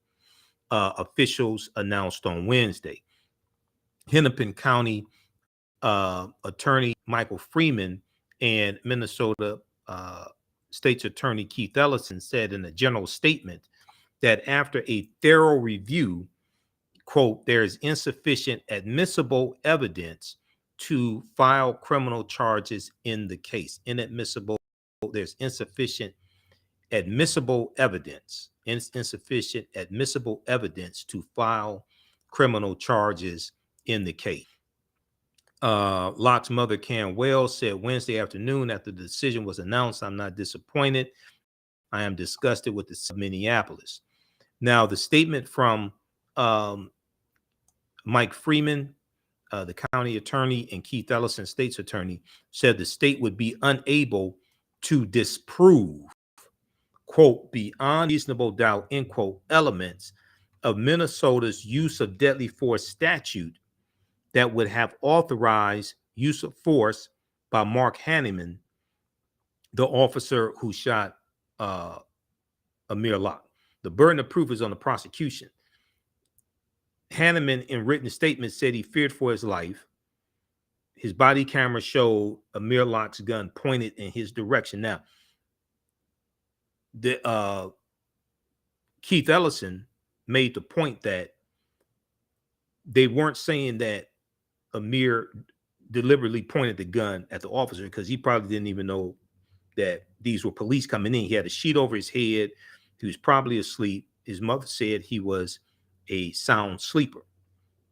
But the body camera footage, and they talked about this at the press conference, showed the gun pointed in the officer's direction. Okay, so officers are within the law to use deadly force if they are encountered with deadly force. They also said the state would be unable to prove beyond a reasonable doubt a criminal charge against any other officer involved in the decision-making that led to the death of Amir Locke.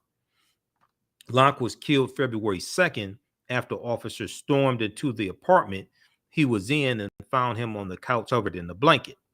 Minneapolis police said Officer Hanneman opened fire after he saw the barrel of a gun come into view from under the blanket. Locke was shot 3 times. County Attorney Mike Freeman and State's Attorney Keith Ellison said that under Minnesota law, peace officers or police officers are authorized to use deadly force in the line of duty to protect other officers or other people from death or great bodily harm. They said at the news conference after the announcement that Locke's hand was seen holding a firearm, although his finger was not on the trigger. We've talked about that here before. His finger was on the barrel of the gun. His finger was not on the trigger. Now, we know they should also, the mayor has banned no-knock warrants. It appears permanently after this incident. We know that they were serving a warrant for the St. Paul, Minneapolis Police Department. The St. Paul, Minneapolis Police Department did not request a no-knock warrant. The Minnesota Police Department requested a no-knock warrant. Okay, Minneapolis, Minnesota, St. Paul, Minnesota. The Minneapolis, Minnesota Police Department requested a no-knock warrant. In the statement, they said Officer Hanneman perceived the movements as a threat of death or great bodily harm. Amir Locke was not the suspect in the investigation, had no criminal background or anything like that. He's just wrong place, wrong time. Okay, I want to go to this clip here from NBC News. Let's go. Let me cue this back up here. Just a second here. So read that article. Also, there's a good article from the Washington Post on this as well. Let me cue this clip up here.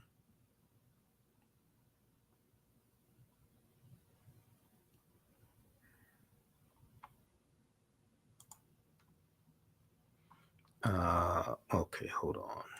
Let me get the right clip.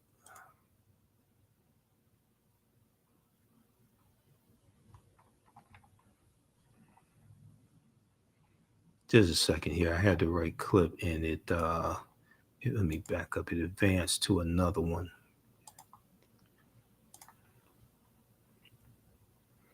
Okay, this is from okay, no charges filed against Minneapolis police. This is what I want.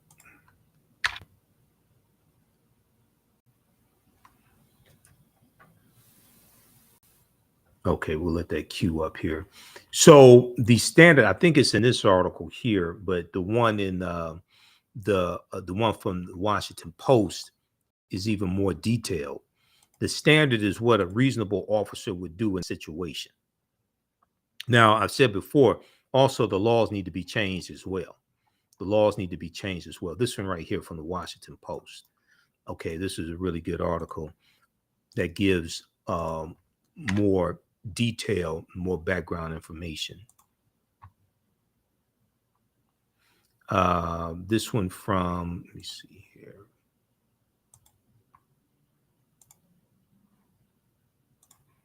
This one from the Washington Post.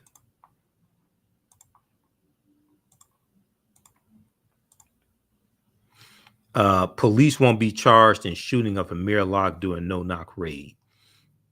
April 6, 2022. Okay.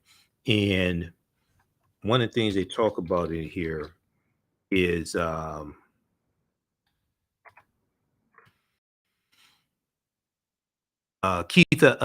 State's Attorney General Keith Ellison described Locke as a victim, Amir Locke as a victim, and said the man never should have been called a suspect.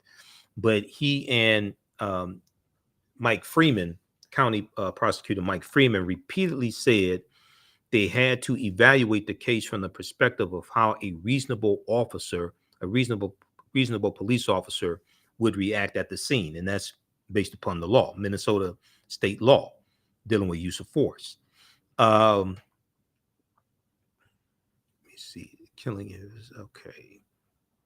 All right. Let's go to this clip here from NBC News. Just learned that no charges. We are following breaking news out of Minneapolis, where we've just learned that no charges will be filed against police in the death of Amir Locke, a black man killed during a no-knock warrant. NBC News correspondent Shaquille Brewster has been following the story for us. Shaq, bring us up to speed for people who are just tuning into this case. I mean, who was Amir Locke and how was he killed? Well, Amir Locke was 22 years old, and he was killed on February 2nd of this year as Minneapolis police executed a no-knock search warrant on an apartment in which he was staying. Now, we got new details of the actual investigation and what happened. You're seeing the body camera there. That was the morning of February 2nd as Minneapolis police were assisting the St. Paul Police Department in executing a search warrant involving a homicide investigation. Now, Amir Locke, he was not named in that warrant. He was not a suspect in this case, but he was staying on the couch. He was sleeping on the couch of someone potentially connected to that investigation. And you see in that video, he was under the couch, and as police, or he was under a blanket on the couch, and as police enter the apartment, he came up from that blanket, and police say a barrel of the gun was pointed in the direction of an officer. So that is the case that you saw back in February. It led to significant protests. It led to a ban, immediate ban on or moratorium on no-knock warrants in the city of Minneapolis. And today we have that information and that news from the Hennepin County Attorney and then the Attorney General for the state of Minneapolis saying that no charges will be filed against the officers involved in that raid. And can you stay on that point just for a minute here? I mean, why has the Minnesota Attorney General decided to file criminal charges against the officer, declined to file criminal charges against the officers? Yeah, and I'll read a bit from that statement. But before I do, one thing that we heard from both of those leaders, the leader of the state investigative body and the county investigative body, they said that Amir Locke was a victim here. They made that very clear, and they underscored again that he was not a suspect in this case. They said, quote, he should be alive today, and his death is a tragedy. But later on, and you see there was a press conference that they just wrapped up in the past couple of minutes. Later on, they detailed that after a thorough review of all available evidence, however, there is insufficient admissible evidence to file criminal charges in this case. They essentially explained that their thorough review showed that the gun was at one point pointed in the direction of an officer. Remember, this was a raid that happened at about 6:45 in the morning. It appeared as if Amir Locke was sleeping and it was a no-knock raid, but it's not their job, they say, to evaluate the intentions of the victim in this case. Instead, they have to approach it from the position of a reasonable officer. And they said in that instance, a reasonable officer had a right to fear for his life. Okay, so check out this article here from NBC News. That clip is in this article. Then also this one here from Washington Post as well, that goes more in depth into this and also understanding Minnesota state law. Police won't be charged in shooting of Amir Locke during no-knock raid. Okay, so check this one out as well. All right. You can, if you like this type of information, you can support the African History Network. We definitely need your support. $ the AHN Show through Cash App. $ the AHN Show through Cash App. Also through PayPal. PayPal.me/the AHN Show. So it's, I know people can send it through YouTube. It's better if you send it to Cash App or PayPal because YouTube takes a third of the donation and they only pay out once a month. Okay. And then you have to reach $100 in donations before they pay out. So they hold it for some time. So the Cash App or PayPal, we get it instantly. All right. This is our official Cash App account, $ the AHN Show through Cash App, $ the AHN Show through Cash App. Also through PayPal, paypal.me/the AHN Show. We have the information on our website, AfricanHistoryNetwork.com. So when you go to our Cash App account, the official account is $ the AHN Show, SHOW. It says Michael and shows my picture there. These other ones here are fake African History Network Cash App accounts. I'm trying to get them shut down. And we have the link here, and then we have the yellow donate button for PayPal also. You can register for the online classes that I teach on Saturdays and Sundays, from the Civil War to the Civil Rights Movement and Black Power, 1865 to 1968. And then also Ancient Kemet, the Moors, and the Maafa, understanding the transatlantic slave trade, what they didn't teach you in school. Okay. And We deal with thousands of years of history, what leads up to the transatlantic slave trade taking place. You can watch, we have 10 weeks of the class on demand. We're going to do at least one more class, but the class is discounted. It's regularly $130. It's on sale $60. So as soon as you register, you can start watching content on demand. We have 10 weeks of the class on demand. Watch at your own pace. Even after the course is over with, you still have access to the full class. You can still go back, watch the full course as much as you want to. So it doesn't expire or anything like that. And then on Sunday, I teach from the Civil War to the Civil Rights Movement and Black Power, 1865 to 1968. Okay. And that class, we do a history starting in 1803 up to the Civil War. And then we do a Reconstruction, Jim Crow era, Civil Rights Movement, Black Power Movement, Civil Rights Movement, Black Power Movement, Great Migration, all of that history. Okay. We have a bundle pack. You can register for both classes for $100, regularly $260. All right. So we have the information right on the homepage of our website, AfricanHistoryNetwork.com. I do a PowerPoint presentation. We have book references, articles, video clips.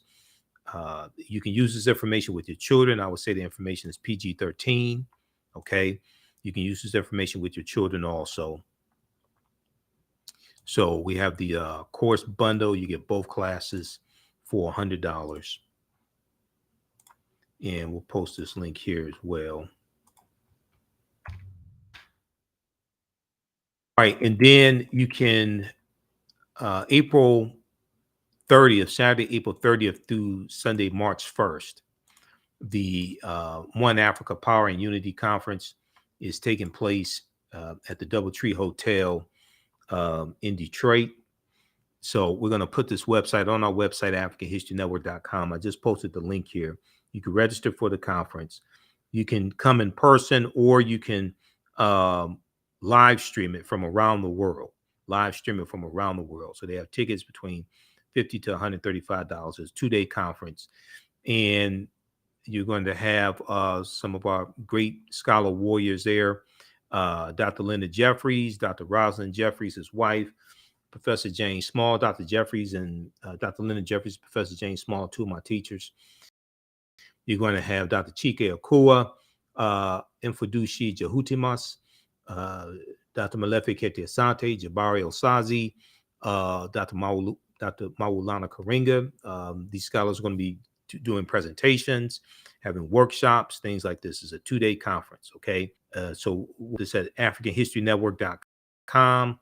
Happy presents One Africa Power and Unity Conference, and some of the people in Detroit saw the screening of the Happy, the role of economics in development of African civilization. We did this in September 2021 at the Charles H. Wright Museum of African American History. We had the screening of Happy, and Dr. Linda Jeffries was there also. I was the moderator of the panel discussion. Okay. So we'll have that at AfricanHistoryNetwork.com. You can also visit HapiFilm.com, H-A-P-I, HapiFilm.com. All right, look, we have to get out of here. Give us a thumbs up, give us a heart, give us a like on this broadcast. We have to get out of here. Remember, the African History Network, we focus on educating, empowering, and inspiring people of African descent throughout the diaspora and around the world. Because right now, it's correct wrong behavior. It's not over till we win. Wakanda forever. We'll talk to you tomorrow.